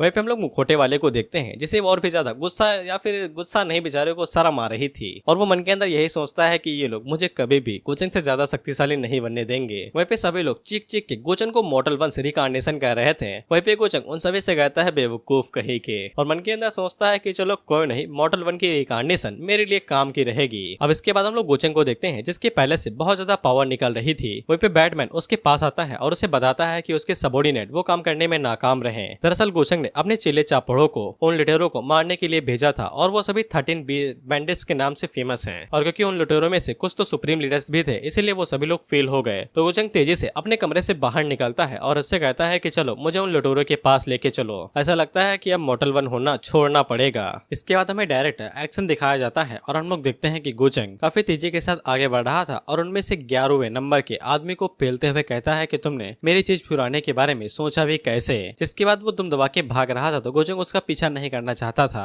इसीलिए वो अपनी बेल का इस्तेमाल करता है और उसे अंदर ही कैद कर लेता है और उससे कहता है कि भागना बिल्कुल बेकार है, चुपचाप मारे क्यों नहीं जाते हो। जब उस बैंडिट्स को समझ में आ जाता है कि यहाँ से भागने का जरूरत नहीं है तो वो वही पुरानी टेक्निक इस्तेमाल करता है और गुचेंग से कहता है कि अगर तुम मुझे मार दोगे तो वो लोग पक्का तुमसे बदला लेने के लिए आएंगे। गुचेंग उससे कहता है बाबू जरा पीछे देखो पीछे। तो जब वो लुटेरा पीछे मुड़ के देखता है तो फिर उसे पता चलता है कि गुचेंग ने उसके साथियों की पहले ही जान ले ली है, जिससे वो लुटेरा और भी ज्यादा घबराने लगता है और उससे कहता है कि तुम हमें क्यों मार रहे हो। जिसपे गुचेंग अपना वही लेटर या फिर आर्टिफैक्ट दिखाते हुए कहता है कि याद आया ये मेरी चीज है और तुम लोग इसे ही चुराना चाहते थे तो बेशक मरना डिजर्व करोगे ही ना। जिसके बाद उस लुटेरे को समझ में आ जाता है कि ये गुचेंग है। गुचेंग उसे कहता है कि अच्छी बात है, अब मैं तुम्हें तुम्हारे साथियों के साथ मिलवा देता हूँ। इसके बाद गुचेंग उसे भी मार देता है। जिसके बाद हमें पता चलता है कि गुचेंग के हाथों में जो चीज है वो टियानजुन की इमॉर्टल दाव आई है, जिसको उसी के दाव की मदद से बनाया गया है और गुचेंग इसकी मदद से अपना कर्मा या फिर फ्यूचर हो जो भी देख सकता है। और जब गुचेंग उस आर्टिफैक्ट का इस्तेमाल करता है तो फिर उसे बस हल्की सी ही झलक दिखाई देती है जहाँ पे कोई आदमी किसी लंगड़े लूले को किसी पोर्टल के अंदर ले जा रहा था। गुचेंग को इस पर्सन के बारे में कुछ भी नहीं पता है, लेकिन उसे इतना समझ में आ जाता है कि ये आदमी केओस के टाइम पे बच के निकल गया था और गुचेंग इस बात से काफी नाराज होता है कि ये आई सिर्फ इतना ही दिखा सकती है। अब इसके बाद गुचेंग अपने बैटमैन को काम देता है कि इस आदमी के बारे में पता लगाओ और जितने भी 13 बैंडिट्स हैं उन सभी के बारे में ये फैला दो कि मैं उनका शिकार कर रहा हूँ। अब इसके बाद हम लोग देखते हैं कि सिटी के अंदर काफी ज्यादा खुशी का माहौल था क्योंकि गुचेंग ने उन 13 बैंडिट्स को मार दिया था, इसीलिए अब इन लोगों को फालतू के उन लीडरों को पैसे और बाकी सभी चीजें देने की जरूरत नहीं है। इन लोगों के बीच में हम लोग टियान को देखते हैं, सॉरी जियांग को देखते हैं, जो कि एक रोटी खाते हुए जा रहा था, लेकिन जैसे ही उसे गुचेंग के बारे में सुनाई देता है तो वो अपनी रोटी नीचे फेंक देता है और भड़कते हुए कहता है कि साला मैं जहाँ जहाँ भी चला जाऊँ मैं उसका नाम सुनने से तंग आ चुका हूँ। उसका शुक्रिया कि अब मैं एक ग्रेव रॉबरर बन चुका हूँ, साला कब्रों की खुदाई करता हूँ। और उसी टाइम पे एक बेचारा कुत्ता आता है और वो उसकी रोटी लेके भाग जाता है। इसीलिए वो उसे कहता है कि अपना खाना बचाओ, तुम्हारे पास खाने की कमी है। तो वो उस कुत्ते के पीछे भागने लगता है, कहता है कि मेरी रोटी तो वापस दे जा। अब इसके बाद हम लोग डीमन वर्ल्ड को देखते हैं, जहाँ पे हम लोग डीमन क्वीन को देखते हैं। मैं इसका नाम भूल गया हूँ, सॉरी। डीमन क्वीन से हमें पता चलता है कि गोचेंग काफी ज्यादा बिजी है, लेकिन इसके बावजूद उसने टाइम निकाल के डीमन क्वीन को लेटर लिखा है। इससे वो थोड़ा सा मुस्कुराती हैं। उसके सर्वेंट आपस में बात करते हुए कहते हैं कि मैंने इन्हें कभी भी इस तरह से मुस्कुराते हुए नहीं देखा, कुछ तो बात है लेटर में। हालांकि उनकी जो पहले वाली सर्वेंट थी वो उन दोनों को चुप करा देती हैं। इसके बाद डीमन क्वीन उन लोगों को ऑर्डर देती है कि टेलीपोर्टेशन अरे के ऊपर नजर बनाए रखो, ये कौन अपर वर्ल्ड से यहाँ पे आ रहा है, और अगर तुम्हें कोई भी सस्पिशियस दिखाई देता है तो उसे तुरंत अरेस्ट कर लो। वो सर्वेंट उसे पूछती है क्या कोई मिलने के लिए आ रहा है डीमन वर्ल्ड के अंदर। हालांकि डीमन क्वीन उनसे कहते हैं कि कोई खास बात नहीं है, गोचेंग ने पहले ही 13 बैंडिट्स को निपटा दिया है स्टार टेरिटरी के अंदर। अब वहाँ पे सिर्फ एक ईवल बच्चा बचा है जो कि बाइकुन है, वही डीमन मास्टर जो कि सोलार डीमन के पीछे खड़ा रहता था 1000 साल पहले। वो सभी सर्वेंट आगे से बताते हैं कि बाइकुन तो काफी टाइम से लापता है, उसके बारे में कोई भी जानकारी नहीं है कि वो कहाँ पे है। एक बड़ी लड़ाई के बाद वो कहीं पे भागी गया था। एक सर्वेंट आगे से बताती है कि ऐसा लगता है कि वो केओस स्टार टेरिटरी के अंदर भाग गया होगा, जिसपे डीमन क्वीन आगे से कहता है कि जो अंश बच चुके थे 6000 साल पहले, ऐसा लगता है कि वो दोबारा जोड़ने लगे हैं। और डीमन क्वीन इस बारे में शायद से गोचेंग को दोबारा बताना चाहती थी लेटर के जरिए। अब इसके बाद हम लोग जियांग को देखते हैं जो कि एक जगह पे बैठ के सामान बेच रहा था, और साथ ही में वो गोचेंग के बारे में भी सोच रहा था कि अब मैं उसके साथ क्या करूं। हालांकि चलो जियांग ने अपने स्पिरिचुअल सी को ओपन कर लिया है, लेकिन उसी टाइम पे उसके पास एक बुद्धिस्ट मॉन्क आता है जो कि उससे पूछता है कि तुम्हें ये आइटम कहाँ से मिले।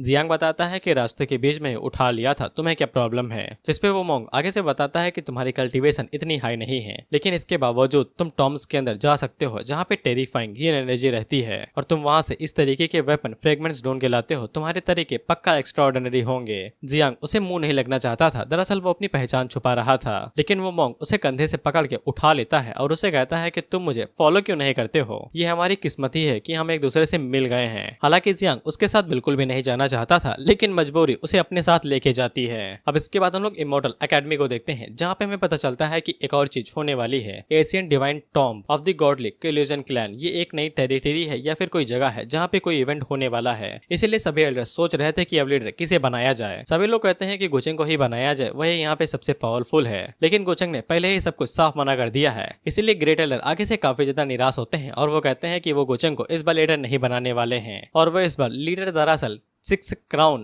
विथ किंग को बना देते हैं, यानी मुखोटे वाले को। अब इसके बाद हम लोग मिंग और गोचेंग को देखते हैं, और वो भी गॉडली इल्यूजन के इवेंट के बारे में बात कर रही थी। गोचेंग बता देता है कि एल्डर ने उसे इनविटेशन देखा था, तो मिंग कहती है कि वो तुमसे काफी ज्यादा काइंड है, लेकिन गोचेंग बताता है कि मैं नहीं जाने वाला, वहाँ पे मेरे काम की कोई भी चीज नहीं है, मैंने मना कर दिया है। अब इसके बाद मिंग गोचेंग से और भी ज्यादा बात करनी चाहती थी, लेकिन उसी टाइम पे उसके पास उसके चेली की तरफ से मैसेज आया है कि उसने उस बंदे को ढूंढ लिया है जिसके बारे में गोचेंग ढूंढना चाहता था। तो गोचेंग तेजी के साथ वहाँ से निकल जाता है, मिंग को इग्नोर करते हुए। अब इसके बाद हम लोग गोचेंग को देखते हैं जो कि उस सिटी के अंदर आ जाता है जहाँ पे वो बंदा है। गोचेंग के सर्वेंट वहाँ पे पहले ही बता देते हैं कि जो भी लोग 13 बैंडिट्स के साथ मिले हुए हैं वो भागने की कोशिश ना करें, पूरी सिटी को बैरियर से सील कर दिया गया है, और गोचेंग उन्हें पकड़ के चुन चुन के मारने वाला है। वहीं पे गोचेंग अपने मन के अंदर सोचता है कि तुम डीमन वर्ल्ड वापस नहीं गए तो फिर कभी भी वहाँ पे नहीं जा पाओगे बाइकुन। अब इसके बाद हम लोग बाइकुन, उसके एक सर्वेंट और उसकी शायद बेटी को देखते हैं, शायद याद रखना। वहीं पे बाइकुन को समझ में आ जाता है कि गोचेंग अब उन्हें जाने नहीं देगा, इसीलिए वो अपने दोनों चेलों से कहता है या फिर बेटी से कहता है जिसका नाम बाई लियान है कि तुम दोनों यहाँ से निकल जाओ, गोचेंग यहाँ पे आएगा तो वो सिर्फ मुझे ही पकड़ेगा, मैं नहीं चाहता कि गोचेंग तुम लोगों को भी पकड़े। जिसके बाद वो अपने पास एक पोटली बाहर निकालते हैं और उसे कहते हैं कि ये एक सीक्रेट ट्रेजर है, तुम दोनों इसका इस्तेमाल करो और वाइट के अंदर छुप के यहाँ से निकल जाओ। गोचेंग को कभी भी तुम्हारे ट्रेसेस के बारे में पता नहीं चलेगा अगर वो सुप्रीम मास्टर नहीं है तो। अब इसके बाद बाइकुन अपनी बेटी से कहता है कि मैं अपनी सारी जिंदगी मिस्ट्री ऑफ हेवंस के ऊपर लगा दिया हूँ, मैं अब सफरिंग से बहुत ज्यादा बीमार हूँ, बहुत जल्द मरने वाला हूँ। मैंने गोचेंग को फालतू में उंगली कर दी थी, जिस इंसान से मैंने सबसे ज्यादा एहसान ले रखे हैं वो तुम हो, इसीलिए जल्दी से इसका इस्तेमाल करो और यहाँ से चली जाओ और मेरे बारे में भूल जाओ, बदला लेने के बारे में सोचना भी नहीं। गोचेंग हद से ज्यादा कमीना और डेंजरस है। उसी टाइम पे गोचेंग उनके पास पहुंच जाता है तो वो उन लोगों से कहता है कि जल्दी निकलो। जिसके बाद हम लोग देखते हैं कि गोचेंग डायरेक्ट उनके ऊपर घर के अटैक करता है और उन्हें डिस्ट्रॉय कर देता है। वहीं पे गोचेंग बाइकुन से कहता है कि ऐसा लगता है कि तुमने स्पेशल स्पेस सीक्रेट टेक्निक का इस्तेमाल कर लिया है भागने के लिए। वहीं पे हम लोग बाइकुन को देखते हैं जिसने बैरियर से खुद को बचा लिया था, लेकिन उसे समझ में आ जाता है कि गोचंग कोई नॉर्मल कॉसिस सुप्रीम रियलम का कल्टीवेटर नहीं है। यहाँ तक कि डीमन मास्टर भी बाइकोन को इतना ज्यादा नहीं डरा सकता था जितना गोचंग उसे डरा रहा है। वहीं पे गोचंग उसे कहता है कि तुम डीमन मास्टर बाइकोन हो ना, क्या तुम्हें कुछ आखिरी शब्द कहने हैं इससे पहले कि मैं खत्म कर दूं। वहीं पे गोचंग बाइकोन से कहता है कि मैं उन लोगों को बिल्कुल भी माफ नहीं करता हूँ जो मुझे क्रॉस करने की कोशिश करते हैं, फिर मुझे चाहे उन्हें ढूंढने के लिए पूरा यूनिवर्स ही खंगालना पड़े, लेकिन मैंने उन्हें ढूंढ के मार दूंगा। बाइकोन उसे कहता है कि अगर तुम एक डीमन कल्टीवेटर बने तो मैं उम्मीद करता हूँ कि तुम डिमोनिक सेक्ट के हेड जरूर बनोगे। गोचंग आगे से कहता है कि मुझे कोई दिक्कत नहीं है, वैसे भी मैं तुम्हें मारने नहीं वाला हूँ, तुम्हें जिंदा रखना मेरे लिए और भी ज्यादा काम का रहेगा। बाइकोन उसे कहता है कि इसका क्या मतलब है, मुझे मार दो, मैं एक पलक तक नहीं झपकाऊंगा। गोचंग उसे कहता है कि नहीं नहीं, तुम्हें मारने से कोई फायदा नहीं है, मैं बस ये जानना चाहता हूँ कि तुमने उन दोनों को क्या बताया है कि वो इतनी तेज यहाँ से भाग के गए हैं कि मैं भी उन्हें सेंस ना कर पाता। बाइकोन बात छुपाने की कोशिश करता है, लेकिन गोचंग उससे कहता है कि कोई बात नहीं है, तुम्हें कुछ भी बताने की जरूरत नहीं है। जिसके बाद वो सोल सर्च या फिर जो कुछ भी हो उसका इस्तेमाल करते हुए बाइकोन की सारी अंदर की दिमाग की बातें खंगाल लेता है। अब इसके बाद हम उन दोनों को देखते हैं जो कि गोचंग से काफी ज्यादा दूर हो गए थे। वहीं पे उस लड़के को काफी ज्यादा दिक्कत हो रही थी अपने मास्टर को इस तरीके से। हालांकि लियान उसे शांत करा देती है और उसे कहती है कि ज्यादा उछलो नहीं वो तुम्हें भी पकड़ लेगा। इसके बाद वो पता नहीं किसी स्पेशल टेक्निक का इस्तेमाल करती है और उसके हाथों में एक टाइप का मिरर आ जाता है। वहीं पे हम लोग बाइकोन को देखते हैं, गोचंग ने उसकी कल्टीवेशन को सील कर दिया था। यहाँ तक कि गोचंग की जो एनर्जी थी वो उसकी रूट्स तक पहुंच चुकी थी और उसके व्हील ऑफ लाइफ को भी पूरी तरीके से बिगाड़ के रख दिया था।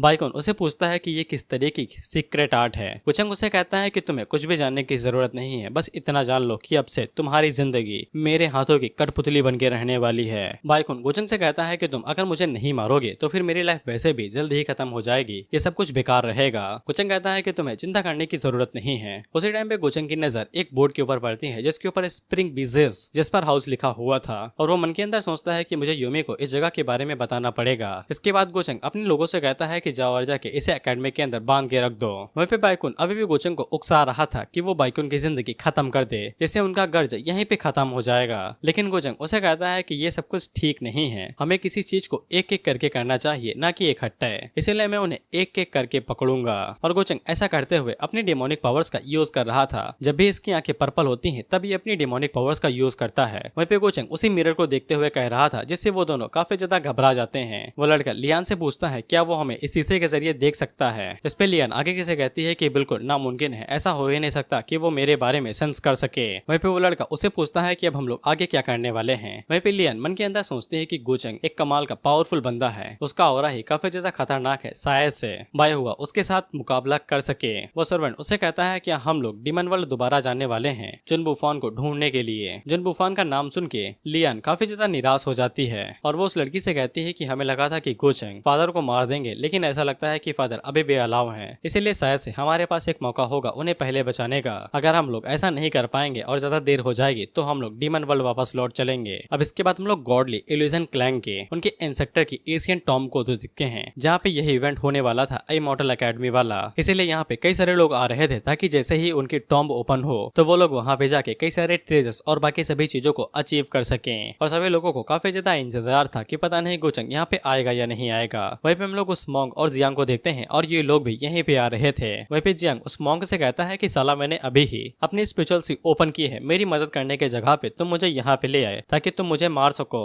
जिसपे वो मॉन्क उसे बताता है कि तुम्हें चिंता करने की बात नहीं है, मैं दरअसल यहाँ पे गॉडली इल्यूजन क्लैंग के साथ काम करता हूँ और उनकी स्किल्स काफी ज्यादा कमाल की है, तुम और मैं उन्हीं के द्वारा प्रोटेक्ट किए जाएंगे। जियांग उसे कहता है कि तुमने कहा कि वो कुछ ज्यादा ही शक्तिशाली हैं, तो फिर वो लोग दूसरे लोगों को अलाउ क्यों कर रहे हैं खुद के ही इंसेक्टर की कब्र खोदने के लिए। जिसपे मॉन्क आगे से कोई भी जवाब नहीं देता है और आगे से कहता है कि ये सब पुरानी बातें हैं, इसलिए इनको अब मिटाया नहीं जा सकता है। जिसके बाद वो मॉन्क जियांग से कहता है कि मेरी बात सुनो जियांग, हम लोग यहाँ से डायरेक्ट उनकी प्रिंसेस लूसेन से मिलने वाले हैं, इसलिए सर झुका के रखना। लेकिन उसी टाइम पे जियांग की नजर रोविन के ऊपर पड़ जाती है जो कि अपनी टीम के साथ इधर उधर घूम रही थी। वो मॉन्क जियांग को बताता है कि ये ग्रुप स्काईवर्ड स्कूल्स की तरफ से है, ये थोड़े से शक्तिशाली हैं, लेकिन मेरे ओपिनियन में ये लोग गॉडली इल्यूजन क्लैन से ज्यादा शक्तिशाली नहीं है। वहीं पे जियांग का दिल अभी भी रोविन के लिए धड़क रहा था, पता नहीं क्यों। मॉन्क इस बात को समझ जाता है और उससे कहता है कि नजर देख रहे हो तुम मार लो, कोई दिक्कत नहीं है, लेकिन पीछे मत जाना, तुम्हारी औकात नहीं है उसके बराबर की। जिसपे जियांग आगे से कहता है कि मुझे कोई फर्क नहीं पड़ता है, हमारी किस्मत एक साथ ही है। अब इसके बाद हम लोग देखते हैं कि रोविन के साथी उससे कहते हैं कि ये जगह थोड़ी सी खतरनाक है, तुम्हारा लेवल कम है तो मेरे साथ ही रहना। वहीं पे रोविन को भी महसूस हुआ था कि कोई तो उसे घूर रहा था, लेकिन वो इस इस बात को इग्नोर कर देती है। वहीं पे उसके साथ ही उसकी टांग खींच रहे थे, ये कहते हुए कि तुम गोचंग को मिस कर रही हो ना। उन्हीं में से एक सिस्टर रॉबिन से कहती है कि अगर वो आए तो मेरी फैमिली की थोड़ी सी तारीफ कर देना, ताकि हम भी थोड़ा सा टॉप पोजीशन पे पहुंच चुके। वहीं पे रॉबिन अपने मन के अंदर सोचती है कि गो फैमिली क्या चीज है, साला वो जो भी देखो उनसे मिलना चाहता है ताकि उनकी थोड़ी सी मदद हो सके। अब इसके बाद हम लोग लैंटियन और लिली को देखते हैं, जहाँ पे लिली भी यही पूछ रही थी अपने भाई से कि गोचंग यहाँ पे आएगा या नहीं आएगा। जिसपे लैंग उसे पूछता है क्या लिली तुम उसे मिस कर रही हो, लेकिन लिली आगे से कुछ भी नहीं कहती है। वहीं पे लैंटियन भी गोचंग से मिलना चाहता था, लेकिन उसकी फैमिली की वजह से उसे फैमिली के अंदर ही ट्रेन होना पड़ता है, इसीलिए वो गोचंग से मिल नहीं सकता है। वहीं पे लिली के पास तो क्वालिफिकेशन ही नहीं थी इमॉर्टल एकेडमी के अंदर जाने के लिए। अब इसके बाद हम लोग वैंग फैमिली को देखते हैं, जहाँ पे हम लोग सुवांग को देखते हैं और इनका आने का बिल्कुल भी नहीं मन था, लेकिन वैंग की वजह से इन दोनों को घसीट के यहाँ पे लाया गया है। अब इसके बाद हम लोग आखिरकार इमॉर्टल एकेडमी की शिप को देखते हैं, जहाँ पे ये कछुए से भी धीरे जा रही थी। जिसके बाद हमें सभी लोगों को एक साथ दिखाया जाता है और वैंग मुखौटे वाले के ऊपर चिल्लाते हुए कहती है कि तुम्हारी वजह से ही हमें इस कछुए की रफ्तार से जाना पड़ रहा है, अगर वहाँ पे बाकी लोग पहुंचे और सारा माल लूट लिया तो हमारे हाथ में क्या आएगा। जिसमें मुखौटे वाला कहता है कि मैं लीडर हूँ, मेरी बात चलेगी। वैंग कहती है कि लीडर नहीं तुम घंटा हो, मैं कोई भी तुम्हारी बात नहीं सुनने वाली। वहीं पे जियांग मिंग से कंप्लेन करते हुए कहती है कि हमारा लीडर ज्यादा समझदार नहीं है। मिंग उससे कहती है कि हाँ, लेकिन काम तो चलाना ही पड़ेगा। अब इसके बाद हम लोग बाइकुन को देखते हैं, जो कि गोचंग से दोबारा कहता है कि मुझे मार दो, नहीं तो मैं ज्यादा देर तक जिंदा नहीं रहूंगा। वहीं पे गोचंग उसकी बातों को इग्नोर करते हुए हमें बताता है कि ब्रीज पवेलियन रोज 6000 साल पहले डीमन वर्ल्ड के अंदर केओस के टाइम पे हुआ करता था। उस टाइम में बाइकुन के पास एक वाइफ और डॉटर हुआ करती थी, लेकिन क्योंकि ये हेवनली सीक्रेट्स के अंदर ताका झाकी किया करता था तो फिर उसके ऊपर स्लैप लग गया, जिस वजह से इसकी वाइफ काफी जल्दी मारी गई और इसकी बेटी जिसका नाम बाई रेन था वो गायब भी हो गई 6000 साल पहले। इसीलिए मैंने लियान को कहा था कि शायद बेटी है या नहीं। वहीं पे बाइकुन 16 डीमन ओवरलॉर्ड का दोस्त हुआ करता था जब वो उसके नीचे काम किया करता था, और डीमन ओवरलॉर्ड का एक भाई भी था, एक बेटा भी था। इसीलिए अगर डीमन एम्परर का बेटा चूजन वन हुआ यानी फेटेड वन, तो फिर बायरन शायद से फीमेल लीड हो सकती है, बाइकुन की डॉटर। इसीलिए गोचंग को सबसे पहले उसे टेस्ट करना पड़ेगा। इसीलिए गोचंग बाइकुन से कहता है कि तुम यहाँ पे अकेले रह जाओगे और तुम्हें अकेलापन सताएगा, शायद से मैं तुम्हारे लिए एक साथी ढूंढ सकता हूँ। बाइकुन पूछता है कि इसका क्या मतलब हुआ। गोचंग उसे कहता है कि मैंने सुना है कि ये जगह काफी ज्यादा अंधेरे और ग्लूमी रहेगी, इसीलिए मैंने सोचा है कि मैं तुम्हारे लिए कुछ करूंगा। बाइकुन उसे पूछता है क्या करने वाले हो, तो गोचंग उसे बताता है कि तुम्हारी बेटी तुम्हें बचाने के लिए आ रही है। बाइकुन आगे से हैरान होते हुए कहता है कि ये ऐसा हो ही नहीं सकता है, तुम मुझे झूठ कह रहे हो, मेरी बेटी यहाँ पे आई ही नहीं है, मैंने उसे पिछले 6000 सालों से नहीं देखा है। जिसपे गोचंग आगे से कहता है कि ऐसा है क्या, ऐसा लगता है कि तुम्हारी मेमोरी थोड़ा सा कम हो गई है या फिर तुम उस बारे में भूल चुके हो। क्या वो दो लोग जो कि नॉर्थ रीक ईसन सिटी की तरफ भागे हैं तुम्हारी डॉटर और डिसाइपल नहीं है? और क्या तुम्हारी डॉटर नेफ्टाइड ब्रीज पवेलियन की मास्टर नहीं है? मैंने सुना है कि वो काफी ज्यादा कमाल की है और काफी अच्छा काम धाम करती है। चिंता ना करो, वो जिंदा रहेगी जब मैं उसके साथ निपट लूंगा, जिसके बाद मैं तुम दोनों को भारत मिलाप करने दूंगा। बाइकुन उसे कहता है कि तुम्हारा क्या मतलब है, तुमने मेरी डॉटर के साथ क्या किया है? गोचंग कहता है कि वो अभी तक सेफ है। जिसपे बाइकुन गोचंग से कहता है कि तुमने मुझे चारे की तरह जिंदा रखा है, तुम काफी ज्यादा छोटे हो लेकिन तुम्हारा दिल पूरी तरीके से सड़ गया है। जिसके बाद वो अपना जमीर तोड़ देते हैं और उसे कहते हैं कि मैं तुम्हें सब कुछ बताऊंगा जो तुम्हें चाहिए, बस प्लीज मेरी डॉटर को कुछ भी मत करना, उसका इन सब से कोई भी लेना देना नहीं है, मैंने ही उसे इन सभी चीजों के बीच में घसीटा है। अभी यहाँ पे लियान वाली डॉटर की बात हो रही है, क्योंकि जो उसके साथ भागा था वो उसके साथ डिसाइपल था, ना कि कोई भाई। और बायरन कौन है, इसे अभी तक गायब ही रखो।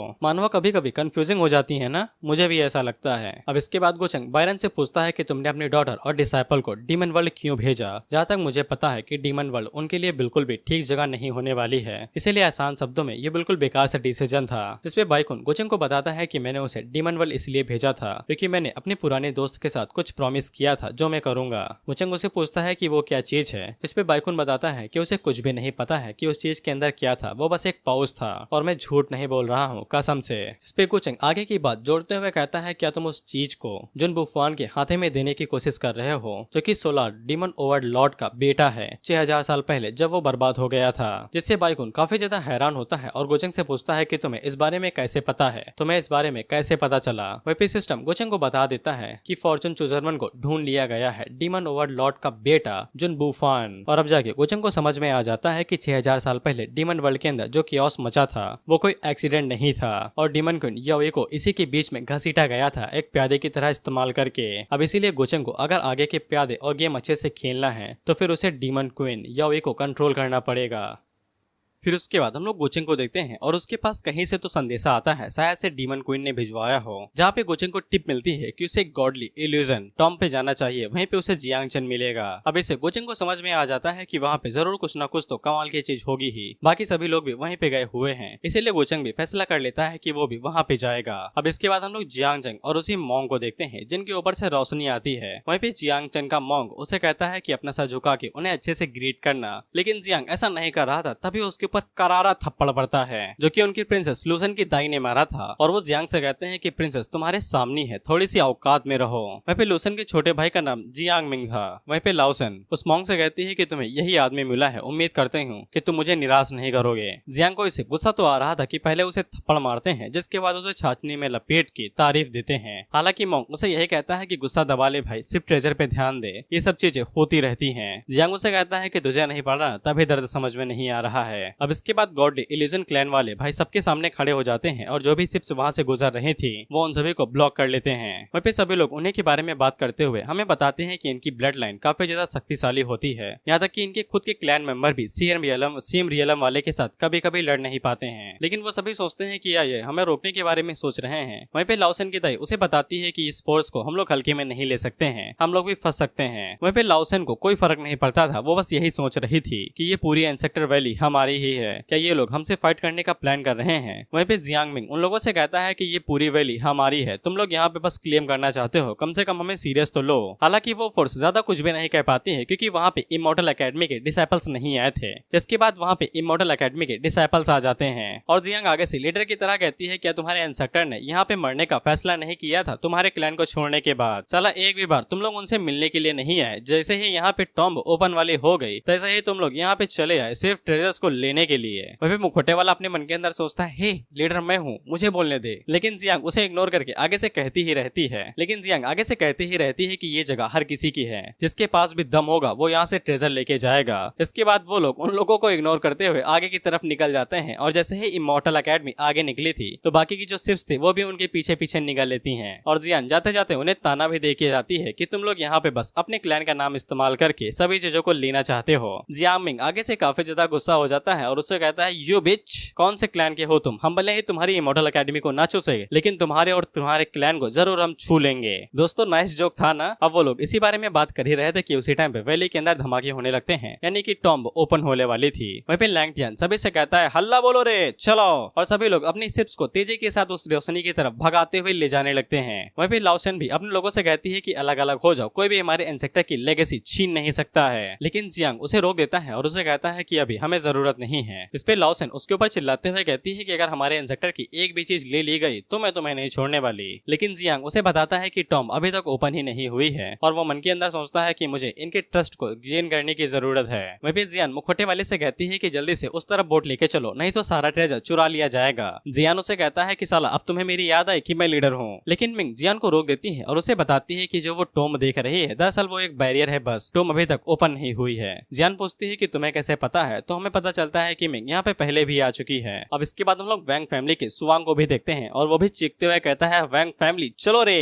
लेकिन उसी टाइम पे वैंग उसके पीछे आती है और उसके ऊपर मार के कहती है कि मैंने कब कहा था कि तुम वैंग फैमिली को इस तरीके से बर्बाद कर सकते हो। साथ ही में वो बाकी लोगों के ऊपर भी चिल्लाते हुए कहती है कि तुमसे किसने कहा कि तुम इसकी बात मानोगे। अब इसके बाद हम उन लोगों को देखते हैं जो कि लालच के चलते भागते हुए उस रोशनी की तरफ जा रहे थे। इन्हें नहीं पता है कि लालच बुरी वाला है। इसके बाद उस रोशनी के अंदर से इतनी ज्यादा रोशनी निकलने लगती है कि उनकी बॉडी जल जाती है और वो सभी जल के वहीं पे मारे जाते हैं। अब इसके बाद लाओसन को जियांग के ऊपर यकीन हो जाता है कि वो सच में इन सभी चीजों के लिए काबिल है। अब इसके बाद टॉम्ब वहाँ पे सच में ओपन हो जाती है और सभी लोग वहाँ से चीजें लेने के लिए जाने लगते हैं और उस टॉम्ब से पता नहीं भाई क्या लगा हुआ था कि भाई वेपन्स और पोशन सब कुछ बाहर बाहर निकल के गिर रहे थे। वहीं पे मुखौटे वाला भी नीचे कूद जाता है और बाकी लोगों से कहता है कि अब हर किसी की किस्मत उनके हाथों में है, जिसको जो माल मिलेगा उसका हो जाएगा। अब इसके बाद हम लोग नीचे देखते हैं तो नीचे भाई लड़ाई दंगा हो रखा था, किसी को किधर कोई माल मिल रहा था तो कोई किसी से छीने ले रहा था, कोई तो आपस में ही लड़ने लगे थे कि ये मेरा है। वहीं पे हम लोग जियांग को देखते हैं जो कि एक छोटा सा चाकू उठाता है, तभी उसके पास एक पत्थर आके गिरता है जिसको टैबलेट सा कह रहे थे। बोट उससे कहता है कि वो टैबलेट उठा लो, वो कोई नॉर्मल चीज नहीं है, वो भले ही किसी की काम की ना हो लेकिन हम उसे नहीं छोड़ सकते हैं। लेकिन जियांग उसे उठा पाता कि उससे पहले ही वहाँ पे जियान आ जाती है। वहीं पे जियांग को देख के हैरान हो जाता है कि ये तो इमॉर्टल एकेडमी से है। जियांग उसे पूछती है कि ये तुम्हारा है क्या, तुम इसे देख रहे थे? जिसमें जियांग आगे से कहता है कि उसकी नजर इसके ऊपर पड़ तो गई थी और उसे उठाने भी वाला था, लेकिन ऐसा लगता है कि ये बस एक टूटा हुआ स्टोन का टुकड़ा है। लेकिन जियांग भाई बेवकूफ नहीं थी, वो खजाने के मामले में गोचेंग से भी ज्यादा आगे है, क्योंकि उसके पास एक आर्कियोलॉजिस्ट तोता जो कि आंखों से ही देख के बता देता है कि माल कड़क माल है। इसके बाद जियांग का पंछी जल्दी से आगे बढ़ता है और स्टोन को अपनी आंखें दुगनी बढ़ा करके देखता है और जियांग को बताता है कि कड़क माल है, रख लो। अब इससे जियांग को हद से ज्यादा गुस्सा आता है, लेकिन बोटुसा कहती है कि भाग लो, वो तुम्हारी चटनी बना देगी। वहीं पे जियांग इस बात से गुस्सा हो गए थे कि जियांग ने उसे झूठ बोला कि ये पत्थर नकली सा है। जियांग उसे समझाने की कोशिश करता है कि देखो वो मैंने झूठ नहीं बोला था, वो नकली सा ही लग रहा था। लेकिन उसी टाइम पे हम लोग देखते हैं कि वहाँ पे जियांग मिंग आ जाता है, जो कि उनके बीच में आ जाता है और उससे कहता है कि तुम्हारी हिम्मत कैसे हुई जो हमारे साथ है उसे इतनी तरीके से डराने की, हमसे दूर ही रहो यू बिच। ये बोल रहा है तो मैं बोल रहा हूँ, मुझे शौक नहीं है गालियां देने का। वहीं पे जियांग मिंग जियान से कहता है कि मेरी नजर तुम पे काफी टाइम से ही थी, ये मैं सोचना कि तुम इमोर्टल एकेडमी की तरफ से आई हो तो मैं तुम्हें कुछ भी नहीं करूंगा। हालांकि जियान उसके ऊपर अटैक करते हुए कहती है कि लड़ना है तो लड़ो, फालतू की भौंको नहीं। वहीं पे अटैक की वजह से मिंग को पता चल जाता है कि जियांग गॉडली इल्यूजन क्लैन वालों के साथ भिड़ गई है। वहीं पे जियान साइड में खड़ा होकर उनकी लड़ाई को देख रहा था और मन के अंदर सोचता है लड़ते रहो, अच्छा होगा दोनों मर जाओ सालो। वहीं पे जियान तो जियांग मिंग के पसीने छुड़ा देती है और उसको भाई मार मार के बुरी हालत कर देती है। इसके बाद जियान उसके ऊपर एक किक मारती है तो वो उड़ते हुए ऊपर जाता है और फाइनल ब्लो मार के उसे मारने ही वाली थी।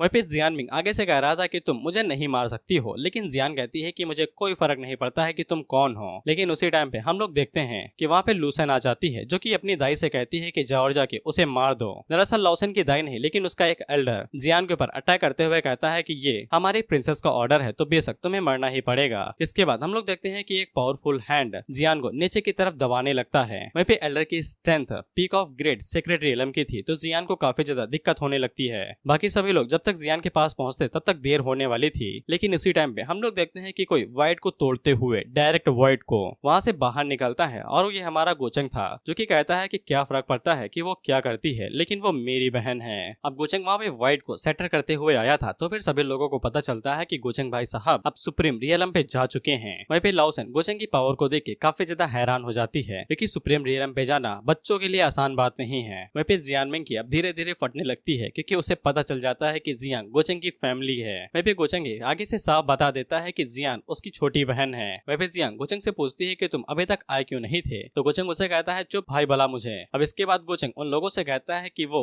मुझे दे दो क्योंकि उसने मेरी बहन के ऊपर अटैक किया है। वहीं पे हम लोग मैंग और जियांग को देखते हैं। वहीं पे मोंग आगे से कहता है कि गॉडली इल्यूजन क्लैन तो गया, उसने गोचंग को उंगली कर दी है, अब इसका भी अंत अच्छा नहीं होगा। वहीं पे जियांग उसे पूछता है कि गॉडली इल्यूजन क्लैन भी गोचंग के खिलाफ नहीं लड़ सकता है, जिसपे मोंग आगे से बताता है कि वो पर्पल मेंशन से ज्यादा अच्छे नहीं है, उनका भी अंत सेम ही होगा। वहीं पे जियांग मन के अंदर सोचता है कि जियांग मिंग मुझे एक लूजर कह रहा था, जब उसका गोचंग से सामना हुआ तो वो खुद एक लूजर बन गया, यहाँ पे असली लूजर कौन है। वहीं पे जियांग को ये बात भी समझ में नहीं आती है कि साला वो जहाँ जाता है वहाँ पे गोचंग क्यों आ जाता है, वो तो एक घोस्ट की तरह उसे चिपक चुका है। वहीं पे बोट उसे कहती है कि जैसे ही वो लोग भिड़े वैसे ही यहाँ से खिसक लो, यही मौका रहेगा। वहीं पे लॉसन गोचंग के साथ बहस करने की कोशिश करती है और उसे कहती है कि ये पूरी जगह उनके एंसेक्टर की है, इसीलिए जियांग मिंग तो यहाँ पे अपने एंसेक्टर की ट्रेजर को प्रोटेक्ट करने की कोशिश कर रहा था जिसको चुराया जा रहा था। इस पे गोचंग आगे से कहता है कि अच्छा तुम्हारा मतलब दुनिया के अंदर जितने भी दोइस्ट लोग हैं, कल्टिवेटर्स हैं, वो सभी चोर हैं, तुम एक ऐसे लैंड के ऊपर कब्जा करना चाहती हो जिसके बारे में किसी को भी नहीं पता है, ये अनक्लेम्ड है। लगता है गॉडली इल्यूजन क्लैन कुछ ज्यादा ही सोचता है और खुद को नैरो माइंडेड आदमी समझता है।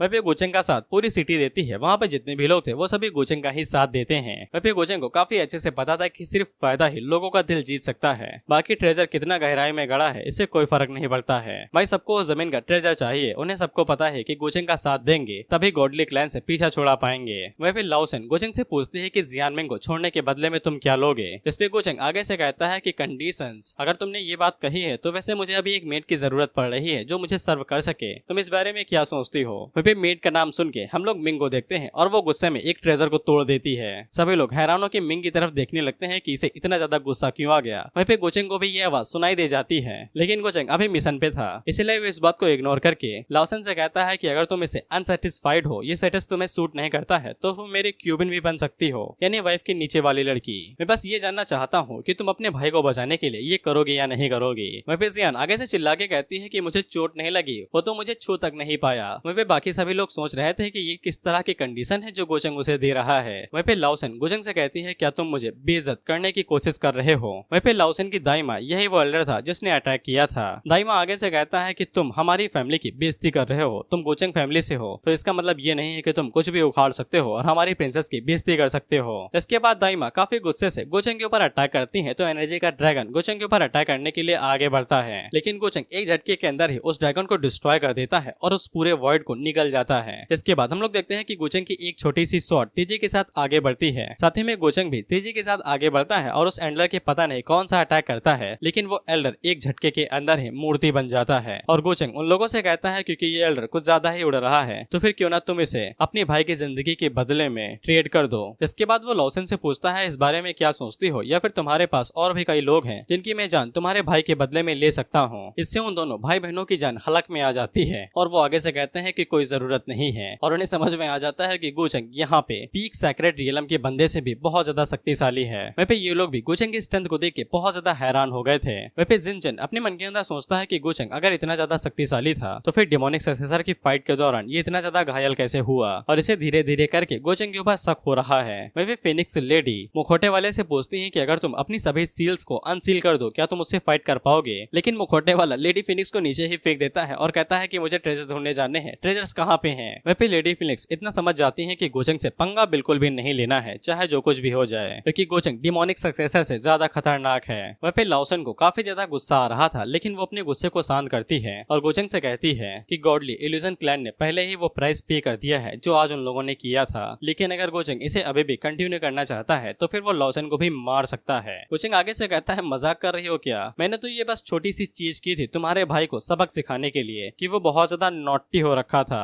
इसके बाद गोचंग उसे कहता है कि अब से अच्छे बच्चे बन के रहना। वहीं पे जियांग मिंग उसे माफी मांगता है और कहता है कि आपकी सलाह के लिए शुक्रिया। वहीं पे जियांग मिंग अपने मन के अंदर सोचता है कि ये पर्सन सिर्फ अच्छा होने का दिखावा करके मुझे एक एग्जाम्पल की तरह इस्तेमाल कर रहा है कि कोई भी इसके साथ लड़ाई ना करो। मैं अभी इसके साथ नहीं भिड़ सकता हूँ लेकिन दूसरे लोगों के साथ जाके मुझे इंसेक्टर की लेगेसी पहले ढूंढनी पड़ेगी। वहीं पे मिंग अपने मन के अंदर सोचती है कि उसकी पिछली लाइफ के दौरान लाओसन डिमोनिक सक्सेसर के हाथों मारी गई थी लेकिन इस बार शायद बच जाएगी। वहीं पे जियान गोचंग से कहती है कि तुम इतना बड़ा रायता फैला दिए हो कहीं परेशानी न हो जाए। इस पे गोचंग आगे से कहता है कि तुम्हारा रायता मैंने साफ किया है तुमने फैलाया था। इस पे जियान आगे से कहती है कि इसमें मेरी क्या गलती है, मैंने तो बस एक स्टोन का टुकड़ा ही उठाया था, अब वो आदमी मुझसे चुराने के लिए आ गया तो मेरी क्या गलती है। गोचंग उसे कहता है कि एक टूटा हुआ टुकड़ा जरा मुझे दिखाना। इस पे जियान उसे टूटा हुआ टुकड़ा देती है तो गोचंग उसे काफी अच्छे से निहारता है, देखता है और घूरता है। इसके बाद चुपचाप जेब के अंदर डाल लेता है जिसको जियान बड़ी बड़ी आंखें करके देख रहे थे। जिसके बाद वो गोचंग के पीछे पड़ जाती है ये कहते हुए कि जल्दी से मेरा टुकड़ा मुझे वापस करो। गोचंग आगे से कहता है कि जो चीज जिसके हाथ में चली गई उसकी हो गई। जियान आगे से कहती है कि अगर तुम वो मुझे वापस नहीं करोगे तो फिर मैं गुस्सा हो जाऊंगी और चीजें तोड़ने लगूंगी। जियान उसे कहता है कि जो करना है कर लो, मैं नहीं वापस देने वाला। तो फिर जियान भागते हुए मिंग के पास जाती है और उसे रोते हुए कहती है सिस्टर मिंग उसकी तरफ देखिए, जब मैं छोटी थी तब से वो मुझे बुली करते हुए आ रहा है और मेरी सारी चीजें चुरा लेता है। इसमें मिंग उसे चुप करवाते हुए कहती है कि तुम्हें पता तो है कि वो हमेशा से ऐसे ही रोना बंद कर दो। इसके बाद सभी लोग गोचंग की इस तरीके से बेइज्जती करने लगते हैं कि गोचंग हैरान हो जाता है। सुवांग आगे से कहता है कि ब्रदर गु आपको ऐसा नहीं करना चाहिए था। वहीं पे लिली लैंगटियन से कहती है कि तुम ऐसा मत बनना, पहले बता दे रही हूँ। लैंगटियन आगे से कहता है कि बिल्कुल मैं ऐसा नहीं बनने वाला। वहीं पे वैंग चूचू से पूछती है क्या तुम्हें पक्का यकीन है कि यही मॉर्टल वन है, इसकी हरकतें तो डिमोनिक सक्सेसर वाली लगती हैं। इतने सारे ताने सुनने के बाद गोचंग बेशक वहाँ पे हार मान लेता है और जियान से कहता है कि वो उसे पे बैक करेगा, वो उसे कई सारे ग्रेट सेक्रेट वेपन दे सकता है कंपनसेशन के तौर पे। जिसपे जियान जल्दी से पीछे मुड़ती है और कहती है कि 5 चाहिए। गोचंग आगे से कहता है 2 मिलेंगे, बार्गेनिंग नहीं। जियान मान जाती है और कहती है कि बिक गए, जाओ रख लो। इसे मिंग हैरान होती है, ये सोच के ये तो सच में नौटंकी कर रहे थे, मैं फालतू में इसे चुपवा रही थी।